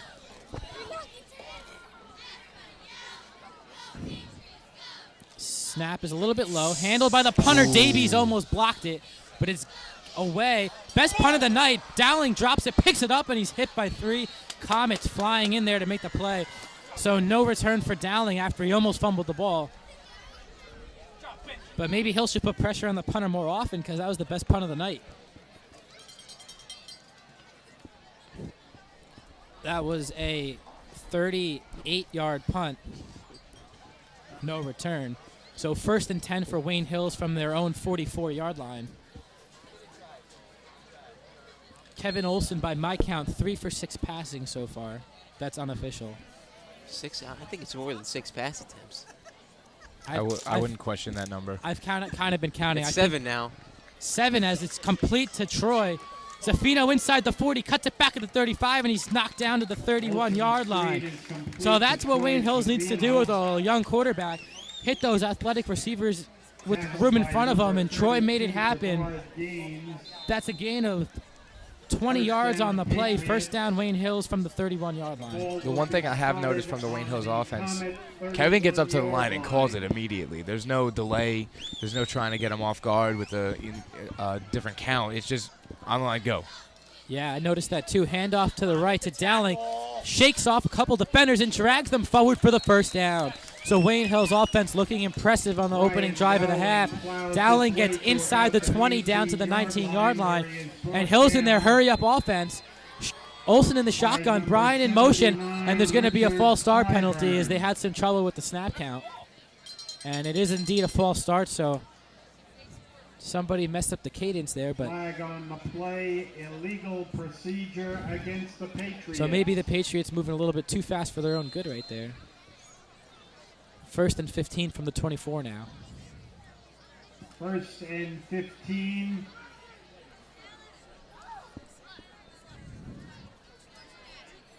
On the 24-yard line. Monahan split out wide right for the first time tonight. Olsen looks to roll to that side. Looks deep, and it's incomplete. Intended for Peter Davies. Davies had maybe half a step on the defender, but it was still a tight window for Olsen to hit. And he came up short. Incomplete. Just underthrew him there. He was open. He had other open receivers, too. Yeah, Monahan was open down the field, made a nice cut on the defender. Wasn't great coverage by the defense when you have that many receivers open. Well, that's a pass that, as Olsen gets older, he's going to work on and he's going to be able to hit. I mean, that's something we saw Mike Quinn do with ease. And when you see a quarterback like Quinn come through, you kind of take those throws for granted. And here comes the Wildcat. Peter switches sides. Dowling is going to take the snap, and he sweeps it to Drees. Oh, no, Dowling keeps it. He faked me out inside the 20, drags defenders to the 16-yard line. He faked the sweep to Drees and took it himself. Picked up 8 yards on the play. It's going to be 3rd and 7 for Wayne Hills. John needs a new prescription of goggles over there. 3rd and 7. As you figured out, John, that didn't fool Anthony or I. You have to be used to the Wildcat. Be one with the Wildcat. It was a good fake. It was a nice fake. Went with it. He got a good amount of yardage. Screen to Zaffino, and he missed it. Well, Troy didn't miss it. Olsen missed the throw. A little bit too high, and it looks like it's field goal time for Wayne Hills. 4th and 7 from the 16. It would be a 33-yard attempt from here, and it looks like that's going to be the call. Ooh, I'm excited for this. Reese's first field goal attempt. He already has one. They have 17 Reese's points. second field goal attempt. Attaboy.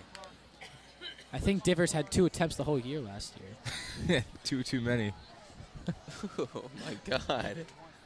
Better hope he's not watching this broadcast. I want the sophomore Tim Divers back. Probably his Or best junior. year. Doesn't matter. Or Anthony Jordan.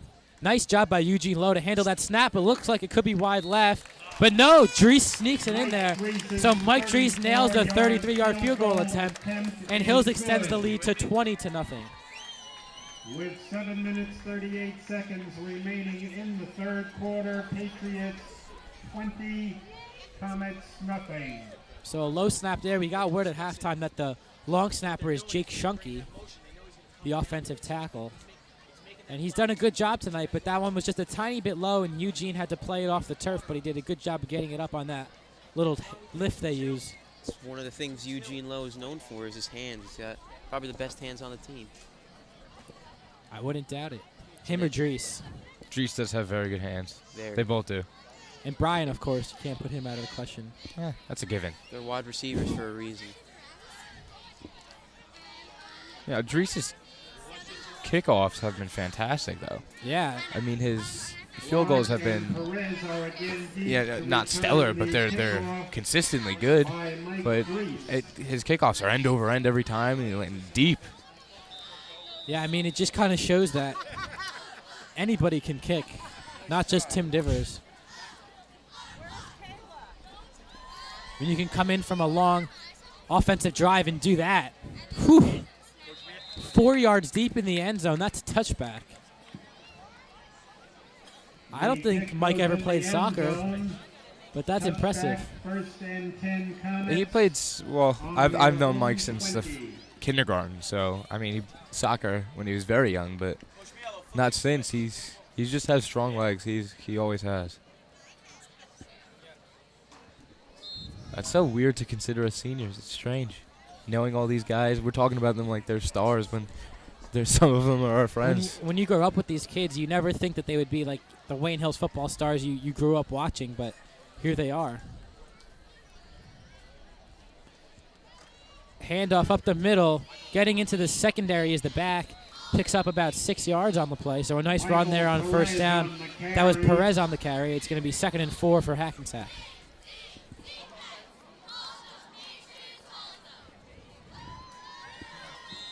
Jimmy Kenny on the tackle. That's an unsung hero, Jimmy Kenny on the tackle. He's got a lot of tackles tonight. He's a tackling fuel. James Hogan's also in there now as Hills continues their 5 linebacker rotation. Yeah, we will be seeing more and more James as the year progresses. He's coming off multiple injuries, hamstring. I mean, once he's healthy, he's a stud. He's just scary to look at when he's healthy, too. Even when he's not healthy. Back to pass is the quarterback, and it's going to be almost intercepted by Dowling. He was juggling it for a while, but couldn't quite come down with it. That would have been impressive because Brian had that outstretched arm there and just brought it in with his fingertips, but couldn't quite haul it in. By Brian Dowling. But 2 go through his hands tonight. This is a little uncharacteristic. That didn't really go through his hands. That one was much harder than the first one. But that was really the first pass we've seen Carroll throw tonight, and it looked pretty good. It was on target. He didn't read the defense, but it was on target. And it was a strong pass, too. Hill stacks the box. Show blitz. Pekarski shows blitz. Backs off now. Follows the motion man. Handoff to the right on third down, and he's going to be stopped short, about a yard short there. So it looks like Hackensack's going to have to punt here on fourth down, and a flag flies again. That's got to be the third or fourth time a flag's come after the whistle. Lane made the tackle, but it's all going to come down to the penalty. It's going to be a personal foul on the defense. Personal foul against the Patriots. So Hackensack's going to get another life here as they mark off the 15 yards. That one hurts if you're Wayne Hills. I understand the first quarter jitters, but midway through the third, that kind of aggression shouldn't be happening. Well, Wayne Hills is always a fired-up team. That's why they win so much. But when you have officials like this who aren't going to take any extracurriculars, you probably should keep that to a minimum. I formation for Hackensack. Carroll hands it off up the middle, and he gets into the secondary. It's taken down after a gain of about 9 yards. Perez again on the carry. Dominic Santoro made a nice tackle there because Perez, the running back, came shooting through that hole into the secondary. And if it wasn't for Santoro holding him from behind, he could have been off into the secondary. Nick DeSico has entered the game. Interesting. The third of the Star brothers. Well, Nick didn't play last year, but he's rejoined the team for his junior season, and he's earned some playing time this year, so not too much of a surprise to see him in there as he shows blitz on this play. So maybe a 6 linebacker rotation as the quarterback puts it up the middle. Carroll should have enough for the first down. Carroll on the keeper. As that will move the chain, so 2 first downs now for Hackensack as they are in Wayne Hills' territory for the first time in a long time. Another junior entering the game, in for James Hogan, Matt Greenfield. Just bringing in the youth. Coach Olson probably not too happy with his defense considering the penalties they've committed and yardage they've given up. I mean, they've been good, but they're used to dominating defenses, and Coach Olson's got a lot of depth, so he's not afraid to rotate anyone in there and see if they'll step up. He can afford to have a short leash. And that's a luxury that not many high school coaches have, but it's always nice to have depth. And I mean, they've rolled in 7 linebackers tonight. That's incredible.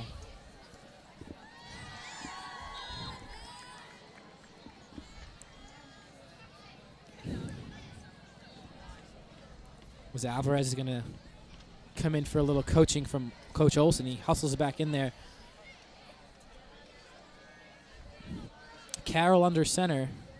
Split eye formation. Fullback toward the right. Long snap count.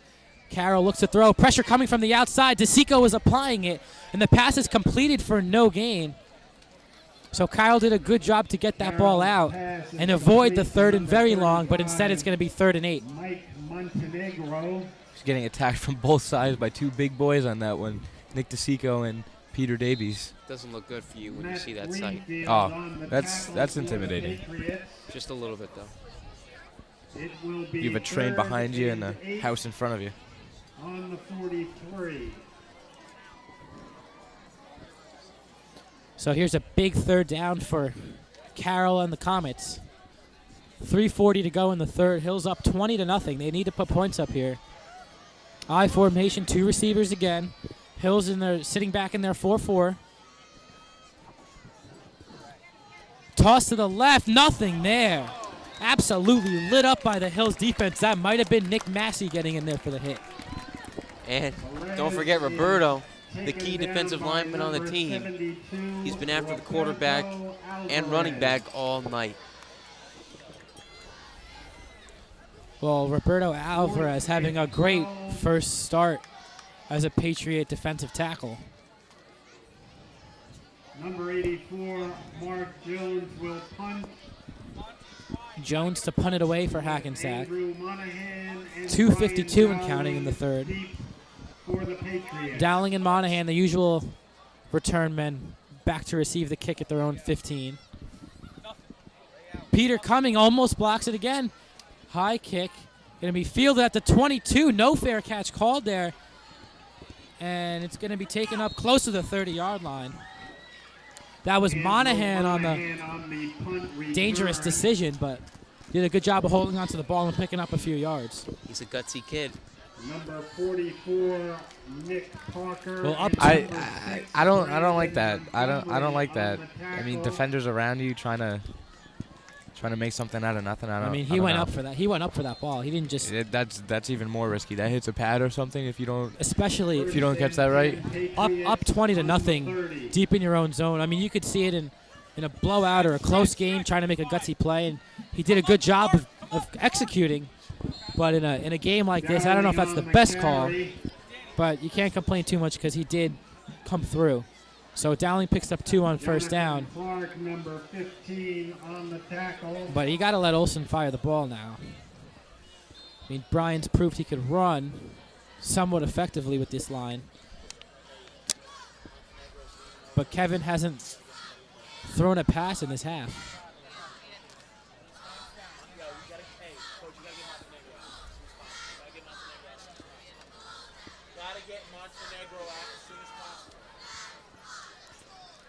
Interesting formation this time. Olsen's going to fake the handoff to the left. He tries to get it to Massey, but he can't quite get it there. His pressure was coming from number 35, Mike Montenegro.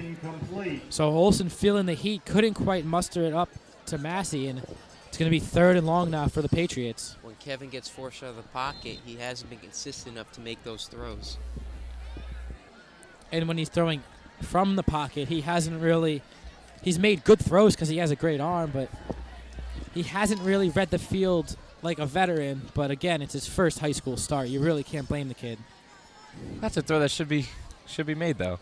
I mean, the pressure wasn't directly in his face. I it mean, was he had some time. Not that much, but he get rid of it and make a decent throw. Kevin drops back to pass all day, hits his man. It's Dowling trying to get to the sticks, and he does. He might have fumbled the ball, but they're going to rule him down at the 41. So Dowling coughed it up, but after he was ruled down by contact. So Dowling with a nice catch there. As Olsen was given time to throw there, and he came through. Yeah, it was a nice throw. He had multiple options there. Mike Dries was sitting in the middle of the field. He had a nice little pocket there. He didn't get the ball, but, you know, going to Dowling in that kind of situation, there's nothing wrong with that because you know he can make a play. Stayed patient. Real sign of a veteran quarterback. I mean, that was the most poise we've seen from Kevin thus far. He just dropped back there and fired, and that's what a good quarterback's supposed to look like. Handoff to Dowling, shaking off defenders inside the 50. He's gone at the 40. Say goodnight. Brian Dowling inside the 20. I'm sorry, he got tackled at the 10. I thought he was going to cut it to the left, but he didn't, and he finally got taken down inside the 10-yard line. My bad. I can't believe somebody caught up to him. Looked like he ran right into him, And like on purpose. That's why I said say goodnight, because there was nobody to the left. If he had ran to the corner, he had a touchdown. That's what I thought he was going to do, but... He's trying to spread the ball around. Maybe Kevin will throw a touchdown. Trying to spread the wealth. Spread the wealth. Yeah, he's been a little greedy on the fantasy board, so he's got to let some other people have points. He's on my high school fantasy team. No, he's on Jordan Kessel's. No, well, Jordan's in college. His team's up for grab. This is a keeper league. It's not a keeper league. That's what you're trying to say. Hand up to the right, and that's James Hogan in for the touchdown. So Hogan gets the carry and extends Hills' lead to 26-0. Hey, when he's healthy, he's good. I think we've said it once before. So James Hogan with his first carry of the night. That's a pretty good touchdown to handoff ratio.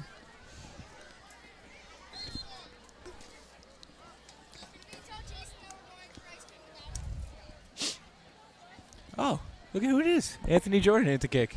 Anthony Jordan, the mop-up kicker. Hate to say that. Anthony's a great kid.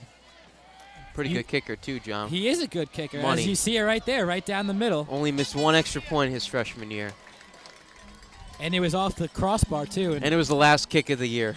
And it was really cold, and it was Indian Hills. And I don't know, let's not bring... There's a whole lot of excuses we could use here. But, yeah, he was around something like 37 for 38 freshman year. And he had a great, exhilarating kick against Ramapo at the buzzer, so to speak, that put that game away for the freshman team. And sealed their undefeated season. So Anthony Jordan has experience and has success at the kicker position. And I'm sure we'll see him plenty this year in situations like this. But, I mean, with that touchdown, the fans have finally started to hit the exits. And a lot of times that happens at halftime when it's 34-0, 35-0. But the fans have had to stick around past halftime in this one because it was only 17-0. But it's now 27-0 with 21 seconds to go in the third quarter, as Dries is going to continue to take the kickoffs. I don't disagree with that decision. He's been having fantastic kicks. So stay with what's working. Another good one all the way back to the end zone. They're going to let that one go 5 yards deep this time. He just keeps getting better. Is again in the end zone, touchback. First and 10, Comets on their own 20.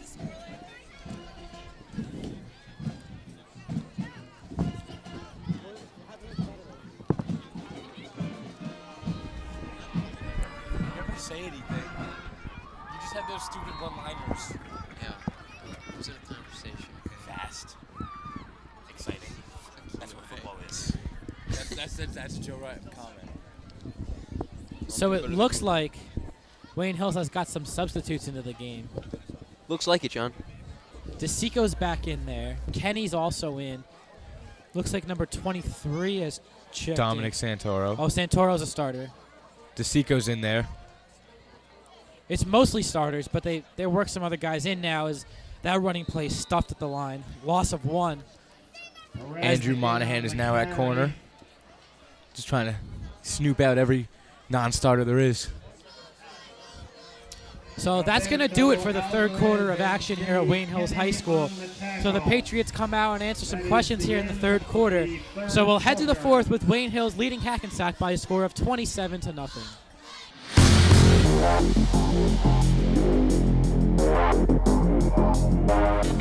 Twins right, I formation.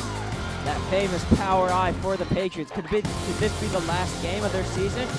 Twin play action, rolls out to the right, looks to pass, has protection, airs it out to Omar Menazra. He catches it, it's a touchdown. The Patriots win the game. It's good. The Patriots win. Everyone storms the field.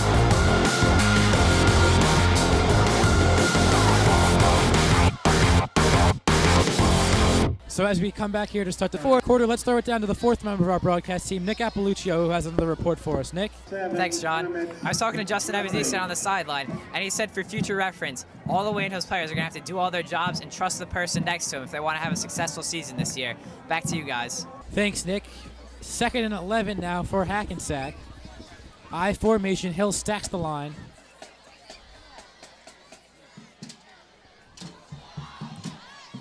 Carroll looks to throw deep. Timing route's broken up there by Andrew Monahan, who did a good job at jamming the receiver. For Jonathan Clark is incomplete. So that'll be set up a 3rd and 11 now for Hackensack.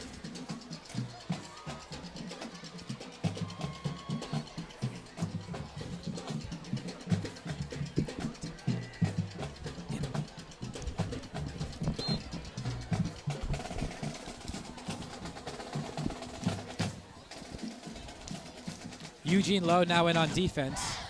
He's played a little bit of defense tonight, but it's been primarily Zaffino at safety. But Eugene's in there now. They're going with a 2-safety set on 3rd and long.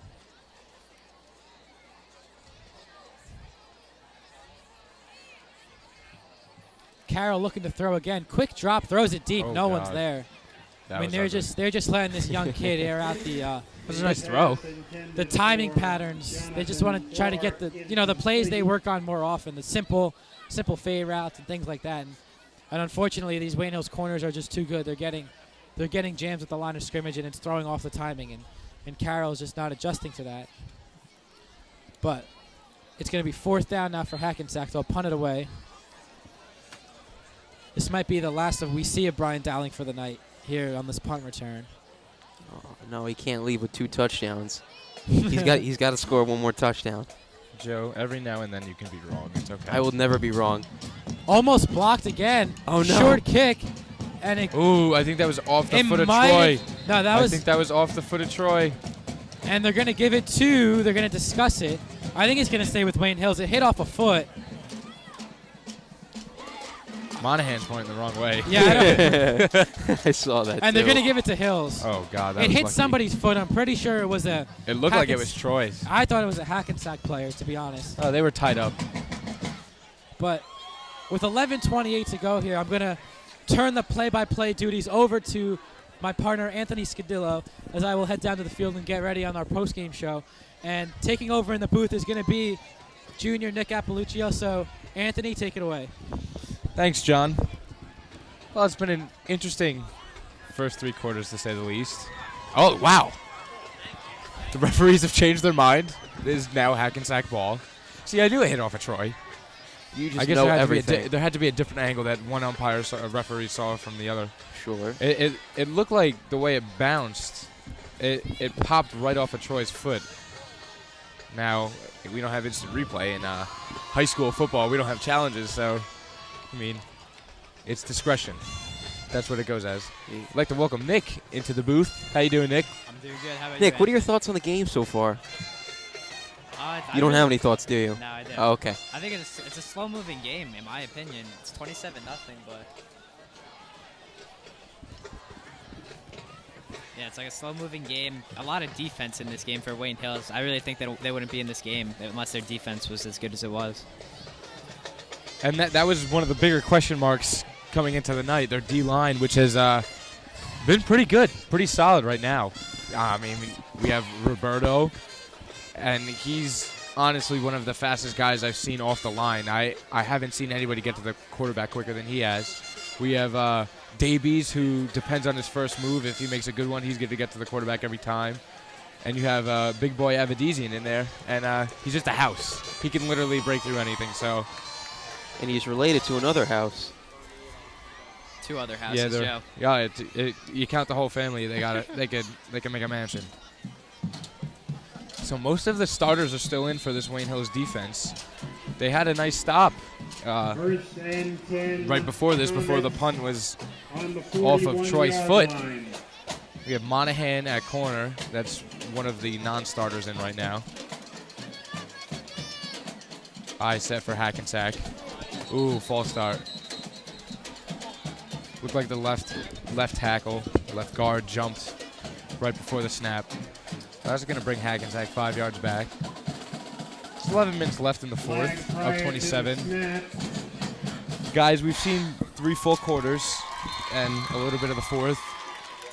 Now you can actually question what's going on with the team. What are your, worries as of right now? My big worry is Kevin Olson, if he can be the quarterback that he's supposed to be. I mean, he's only a sophomore coming in, taking this team. It's a big load to take, but he's got 3 more years to do it. I don't know if this year's going to be his year to do it, though. I mean, we've seen some inconsistency from him, but, the ones that are on target are incredible. I mean, he puts it in a place where only the receiver can get it. So Carroll is in a shotgun now for Hackensack. He's got twin running back next to him. He's going to roll out to his left. Davies is there. Wow, I think he hit that one. Throws it way out of bounds. The coach, right to the coach. That was a nice catch by the coach. Joe, what are your concerns? I mean, it's the first game, of course, but you've seen what's gone on so far. Yeah, but like you said, it is the first game. I mean, I really don't see a concern here right now, but you said it. I mean, the offense has been a little inconsistent. Their D-line looks very good. Mm-hmm. They're getting to the quarterback, I mean, a lot. And Yeah, like we said, that was the him. question mark. That was the we didn't know what was going to happen. Both of these lines have an experience, the offensive and defensive, but I think the physical ability on both lines is incredible, and that's why there hasn't been many mistakes. So Carroll's under center on 2nd and long. 2 running back set. Wide receiver's going to come in motion. It's going to be a pitch to the running back, and he's got nowhere to move. He just hit a house of defenders. Anthony Scudillo.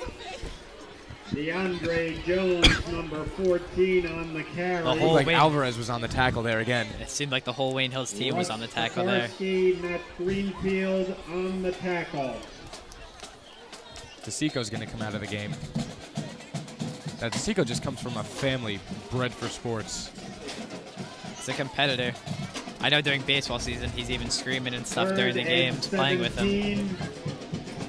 Yeah, I mean, he's one of the more intimidating kids I know. I mean, not just by physical strength, which he is extremely strong, but like he's just, in my mind, insane. He's a nice kid, though. Oh, he's a gentle giant, but just not when he steps on the field. He's a different player. So on the baseball field and the football field. Carroll is under center again with twin running backs. They're going to let him throw the ball again. It's not a timing route. He's going to roll out, and that is right into the hands of Margaret, the trainer. So let's just say it's a little off target. Carroll's pass is out of bounds. Well, here comes the second punt in a matter of minutes for Hackensack. Maybe this time we won't have it go off of one of our headhunter blockers. Let's hope so. Jones will punt. Now, Nick, you were on the field for a little bit. What was the atmosphere like? Coach Wilson was a little mad at a lot of points in the game. I can imagine. He said, I have a quote from him, that he doesn't want selfish players on this team. He saw that one drive. Justin Avedisian said the same thing when I talked to him, got an interview from him. Or not an interview, a quote. But, yeah, you can't win having selfish players. You have to be a team. Wow. Wow. Ooh. And that was ugly. That wasn't very good. I mean, we talked about it before the game. We talked about it during the game. And we'll talk about it, you know, till the end of the game. The punting crew for Hackensack has been abysmal at best. It's been dreadful. That's like the third one that has bounced. And he couldn't even get a punt off that time. We saw the one time that he was rushed, he had a good punt. But that was not a good punt. So we'll see how many of the starters are left in for the Wayne Hills offense. A few. The line is still there. You have Andrew Monahan out wide, though. You have Massey at fullback. And there's Justin Beveridge, who's going to get to the outside, find a gap. Oh, and Beveridge goes in for the touchdown. It looks like it might be coming back, though. There's a flag on the field. It might be holding. We personally know Beveridge from the baseball team. I mean, he has two gears. He has the gear where he's jogging, and then he turns on the second one. And it is going to be holding. Looks like it was Sam Schultz trying to break open a gap. But you can see when Beveridge hits that hole, he's quick. He's fast. I mean, you got to feel for the guy. I mean, I know how hard he works, and I know when he does well, he likes to be happy and celebrate. He's in over Troy right now. Although I know they're pulling a lot of their starters out, but still, I mean, Troy's the number 2 running back, and I haven't seen him get many carries tonight. He's been in slot most of the night. See this we'll go back to Beveridge, and he has another hole, runs over a defender. That was a nice gain. It's going to be second and about Justin Beveridge again on the carry. Going back to Justin Beveridge, would be touchdown without the penalty. Number 15, Jonathan the penalties have Clark seemed like a big tackle. problem to me for Wayne Hills. It seemed like they're in a lot of unnecessary penalties, being the unsportsmanlike conduct, false start. They got to cut down on that if they want to do better this season. We have our second sophomore into the game right now. We have Kevin, who started the game, and Eric Moskow's out wide, along with Mike Garino. So we're just bringing in the youth. Like I said before, bringing in the youth. They're going to go back to Beveridge, who is stood up at the line by a wall of defenders. He got hit right as he was handed the ball. But we're going to see a lot of this youth. I mean, that's the best way I can describe it. I mean, there are younger skill players on this team that are very good. I mean, Eric Moskow is very fast and very athletic. You have Justin Beveridge, who runs harder than most kids on the team. I mean, there's kids on this team that are still fighting for spots. You can't leave out Christian Rodriguez. Well, right now, he's not in the game right now, but that's another guy, another sophomore that's going to be in the game. Dowling's back in the game with Eugene Lowe out wide, Andrew Monahan, Davies. This is basically back to the starting offense on third down. They're going to get fumble with Dowling. And it's going to be Hackensack ball. The delivery between Dowling and Olsen was not crisp. Bounced right off of Dowling's arm and into the defender's hands. So it's going to be first down at about the 18 for Hackensack with 7 minutes left in the fourth. We're getting pretty close to John's prediction, 35-0. I didn't give a number, but if I had given a number, it would have been this number. I can guarantee it. I would have said the same thing if I didn't give a number. I did give a number. And you were wrong, Joe. It looks like I'll be wrong. Very wrong. Joe, it pleases me to see that you're wrong. Whoa. Chill. Joe, all in good love. So let's take a look at the defense. We have DeSico in, not a starter. Monahan, not a starter. And Matt Greenfield, not a starter. Davies has moved to left end. He's been playing both most of the night. After that one play on, stood up by the Avedisian brothers. After that one play with Joe Lane, he got the personal foul call. He hasn't re-entered the game. So, I mean, I know you said Olsen doesn't want selfish players. That was a selfish play. He's getting taken out of the game. John, 73.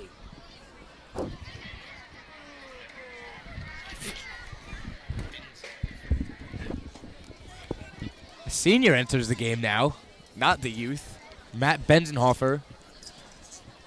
He's one of those guys we don't really hear about, but you know he's there every day in practice, trying his hardest, and he works and works and works to get 6 minutes worth of playing time potentially.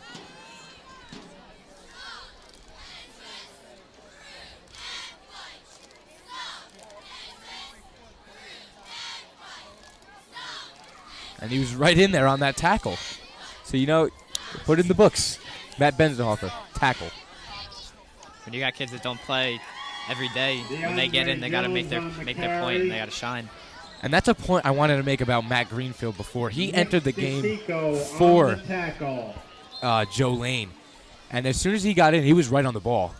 It was even a run the other way, and he just literally walked around the offensive line and got to that running back. So, you know, that's the kind of thing that a coach sees. You see a guy that comes into the game, and you know he wants to play. He comes out with excitement, energy, and a lot of anger because you're built up on the sideline, angry because you want to play, and then you get that chance, and that's how you shine.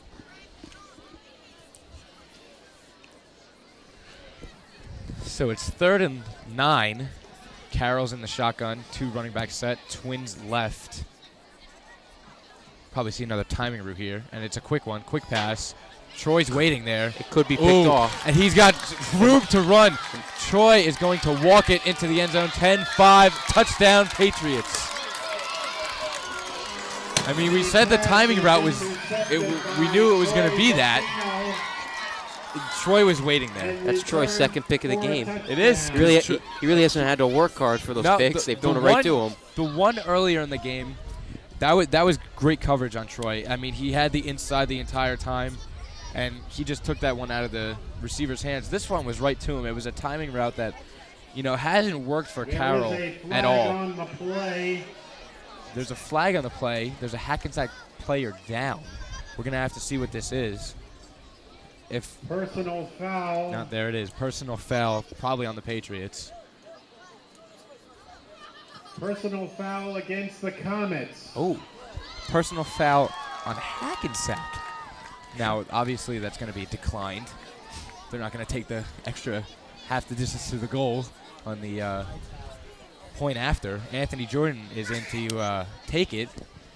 Now, we've seen multiple injuries for the Comets tonight. I don't know if they had expected the strength and the energy coming out of Wayne Hills, or maybe it's, you know, them overdoing it. But, I mean, we've seen some big guys go down.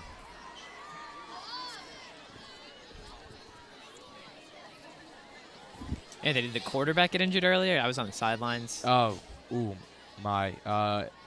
Yes, Malik Bush, the quarterback, was blindsided by Peter Davies, who was unblocked, and he was down for a good 10 minutes. I mean, he got hit what looked to be square in the back, just right with Davies' helmet, and he went down hard, and he didn't get up for a little bit. That was a weird moment, but hopefully he's okay. I mean, I experienced a sports injury this year, and it's no fun. I'm not gonna lie, it's no fun sitting there on the field, everybody watching. You're embarrassed. You're like, why does this happen to me? But you know, as long as you fight through it, you're fine. It was no fun watching it either. Oh no, that was not a fun moment. Jordan's kick is up and true. So the Patriots go up 34-0. Mr. Vittas looking good right now. They score a touchdown, I'm looking even better. I don't know. I called 34-0, so. No, you didn't, Anthony. I'm not going to argue with you, Joe. Good, because you'll lose. Hearing some new music from the Wade Hills Marching Band. I believe this is the Notre Dame fight song. Does sound like it a little bit. Everybody loves the Notre Dame fight song. Notre Dame played earlier today, correct? Against Michigan?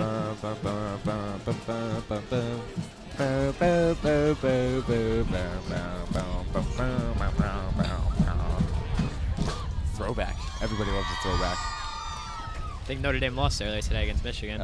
They were down 21-7 when I last checked. Oh, wow. So I guess Wayne Hills did accept the penalty, and it's going to be enforced on the kickoff. This one might be through the uprights. Now, we've seen, you're right, that's exactly what I'm going to say. We've seen Dries put a boot into it a few times tonight, and he's gotten it 4, 5, 6 yards deep into the end zone. Anyone? And taking it through the uprights? I will put $5. He puts it through the uprights. Now, he's at the 45, so this would be like a 55-yard free kick, which I haven't seen tried since Neil Rackers against the Giants a few years ago, and he shanked it. It almost looked like he did that on purpose, like an onside kick, but this should be interesting. Oh, I'm excited. I love this. What? No, he shanked. That was his first not line end-over-end kick off the tee, so let's see who's in. Peter's in. Peter Davies, that is. Benzenhofer, Matt Benzenhofer. Looks like we also got Andrew Monahan coming in. And a good friend of mine, Ricky Klee, entering the game for the first time tonight. Nick DeC goes in. Russell stays along in. with Russell. No, thank you, Joe. And Mike Areno comes in for Mike Dries, so he's going to be at safety. And Matt Greenfield. So a few starters left in. Interesting to see why, maybe just to get their playing time, not playing time up, but make sure they get the right amount of reps to see if they're contribute for the rest of the season. Yeah. Yeah.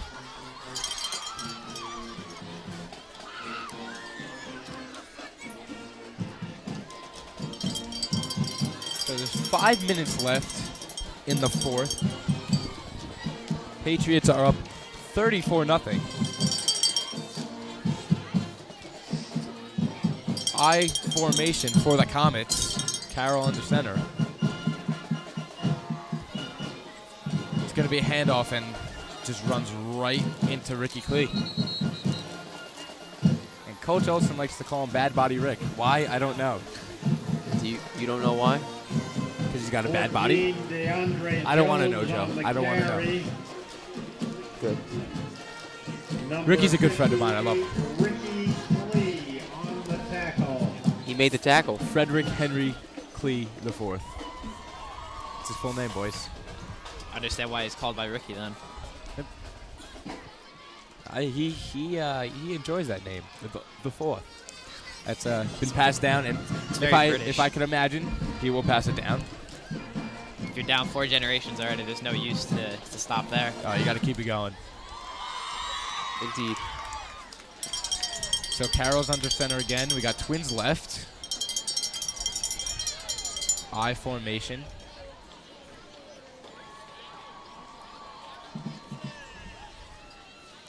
It's going to be a handoff to the right side, and, well, got smushed. Welcome to the Wayne Hills defense. The second defense. The one thing about Hills is depth. You take out one guy, you replace him with a guy that's going to be just as good, if not as good, one day. Like, as it is.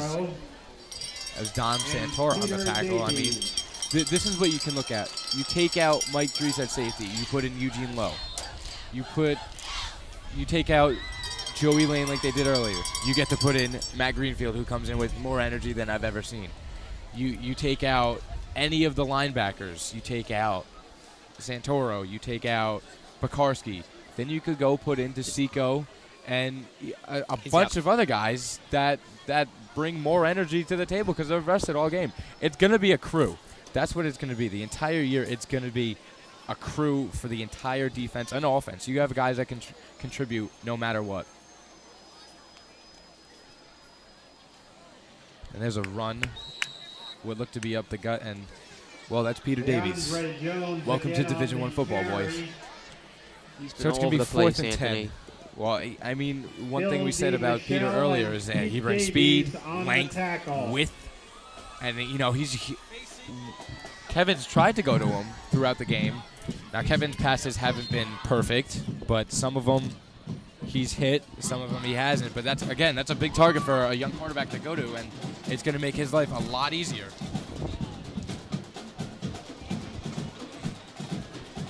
So now Troy Zaffino's out deep with Monahan. Decent snap this time. Ooh, very close to be getting blocked from Matt Greenfield. They're going to let it bounce, and it'll be fielded at about the 44-yard line of Hackensack. So this is the entire second-team offense right now, except for Jason Avedisian. Or it might be Justin, actually. No, that is Jason, which is interesting because normally he only goes one way. Jason's going to be playing offense right now.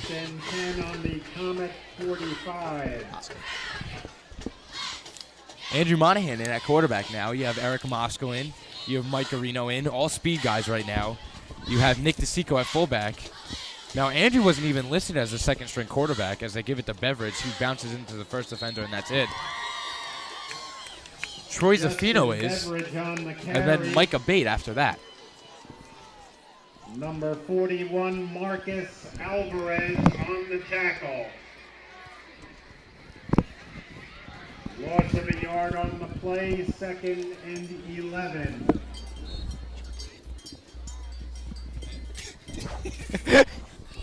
Senior John Kim has entered the game at, I don't think he knows what position yet. It's tailback. He'll take the handoff. Ooh.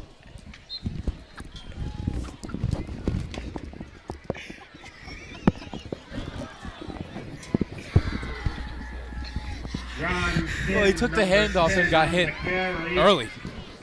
I don't know if he knew what was going on immediately.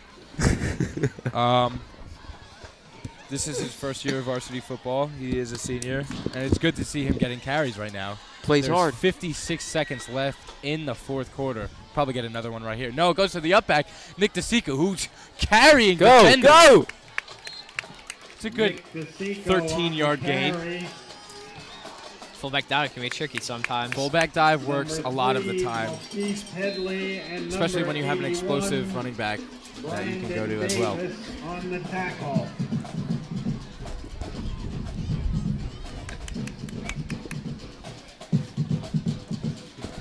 Looks like same team's in. 30 seconds left. Oh, they're going to knee it. All right, good call. And that'll end it. So after the first game, the Patriots have taken it 34-0. And what was one of the big questions tonight, the defense and the defensive line, well, that turned out one of the best things. Their D-line was fantastic. They really broke through the interior of the offensive line for most of the night. We saw Roberto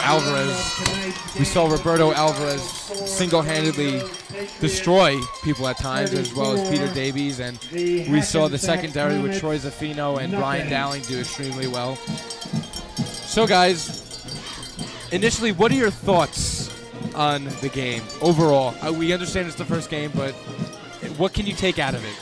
Well, Brian Dowling continually over the game, ran the ball great, rushed for over 100 yards, and he set the standard as one of the best running backs in New Jersey. If Wayne Hill's going to look at the positives, they got to look at their defense, letting up no points in opening day shutout or an opening night shutout. Just one thing they got to watch out for. They just got to get that offense a little bit better. Yeah, consistency with the offense is going to be very, very important throughout the game and the season. It's going to be interesting to see what they truly find is their identity. Are they a play-action team? Are they a bubble screen team, which they have been in the past? And it's worked because that opens up not only the run, but fake bubble screen and you go deep. Are they going to be an over-the-top team? Are they going to be pure run it up the gut? So that's going to be interesting. So that's it for us up here. We're going to throw it down to John Vittas, who's on the field for a few interviews. I'm here with Wayne Hills defensive end, Peter Davey. So, Peter, really your first start of the season, you didn't get to play much last year because of injury. I mean, how did it feel to get it back out on the field? Oh, it was crazy tonight. I mean, the whole day, I've been shaking all day. I was ready for this game. We had a good time during practice preparing for this game. Coach really prepared us well. And going out this game, I felt very confident with me and my teammates. And how nice did it feel to hit Malik Bush and basically knock him out of the game? Oh, I felt like a champ right there. I mean, it's too bad for his injury, but that's football, you know? I mean, after a sack and everything, that's what I like to do. You guys have been looking forward to this game for a long time now. You have Valley in 2 weeks, but how important is it to focus on East Side and get the kinks knocked out before you face Valley? Oh, East Side, of course. It's obviously, it's not for the long shot 12-0. You got to go one game at a time. And, you know, every week we take our opponent seriously, and it's pretty much you got to go. You can't go 12-0 without going 2-0. You know. All right, thanks a lot. Thank you. I'm here with Wayne Hills running back Brian Dowling. So, Brian, obviously you had to get the bitter taste out of your mouth from last year. I mean, how did it feel to finally get back on the field in a game that mattered? Without a question. I mean, it feels great for everybody. The attitude that went through our program, it was kind of like we didn't want to talk about football games. We just wanted to get ready for this season. Didn't want to talk about last year. And it's good to get out there. Wayne Hills has never lost 2 games in a row in the history of Coach Olson being here. So we wanted to get out here, get on a good start, and to go 12-0, you got to go 1-0. You guys had to start a sophomore quarterback in Kevin Olson. He did a pretty good job tonight. I mean, what did you see from him? How do you assess his play, and what does he need to work on going into the bigger games this year? I think Kevin Olson is a special talent. You don't see a lot of, I mean, just watching him, you don't see a lot of sophomores with the composure, with the arm strength, with how smart he is. So I think we need to help him out a little more. A drop by me. I think there was another drop by Dries. So we need to help him out. He's known as a sophomore, but he's been running the offense for 10 years now. Now, you caught a big pass from Kevin earlier on in the first half. You got called for the 15-yard penalty, but you guys were going a little bit slow before that. So how important was it to really get those guys jump-started? Oh, definitely. I mean, me and Kevin, that was actually an audible by Kevin, a sophomore, audibling. I mean, you don't see that. Normally, we were supposed to run a 5-yard hitch, and he saw the guy up, audible to a deep ball, and he completed it, and that's what he needs to do. All right, Brian, thanks a lot. Good luck the rest of the way. Thank you. All right, here with Wayne Hills head coach Chris Olson. So, Coach, your son making the first start of his career tonight. I mean, how did he look in your opinion? Thought he had a solid game. You know, I thought he did some good things. I thought, you know, he didn't make bad decisions. You know, throwing interceptions, things like that. He threw 3 or 4 passes away when the defense had everything covered. You know, instead of taking a sack and you know, made some good plays, kept some drives alive. And I thought he had a solid first night. Now, the offense was a little bit sluggish in the first half, but they came out firing in the second half. What kind of adjustments did you make at halftime? Nothing. I just thought we played better. First half, I thought we should have scored 2 more. We should have 10 more points because we had a 15-yarder on one guy that cost us a touchdown, and we had a 15-yarder on the other guy that cost us a touchdown, but we kicked the field goal. So we should have, what was the score at halftime, 17? We should have been 27-0 at halftime. Then we would have felt pretty good about it, yeah. You have a big game against Valley in 2 weeks, but how important is it to not overlook East Side next week, and what kind of things do you have to work on next week? Short week, East Side. They got a very good running quarterback, big kid, a little different offense. So we got a lot of work cut out for us. I'm with Wayne Hills quarterback Kevin Olson. So, Kevin, your first start as a sophomore. You've been around this program for years. I mean, walking on the field for the first time as a starting quarterback, what was going through your head? I've been dreaming about it all preseason, coming out finally as a starter, coming out of that helmet. It was just probably one of the best feelings you could feel. You didn't do too bad for a sophomore in your first game, but how would you assess your own play? I think I played all right. It wasn't great. Didn't hurt us. Didn't really help us really in any way. Threw a couple bad balls, fumbled over here. So, got to just go back tomorrow, look at the film, see what we're going to do. We'll correct those things, and Eastside will be much different. You have a game against Eastside next week, of course. Right, and you have the Valley game in 2 weeks. So how important is it to not overlook Eastside, and what type of things specifically are you looking to improve next week? We're looking to improve maybe my passes. We're a little off target today. I mean, that one to Brian was like a fingertip.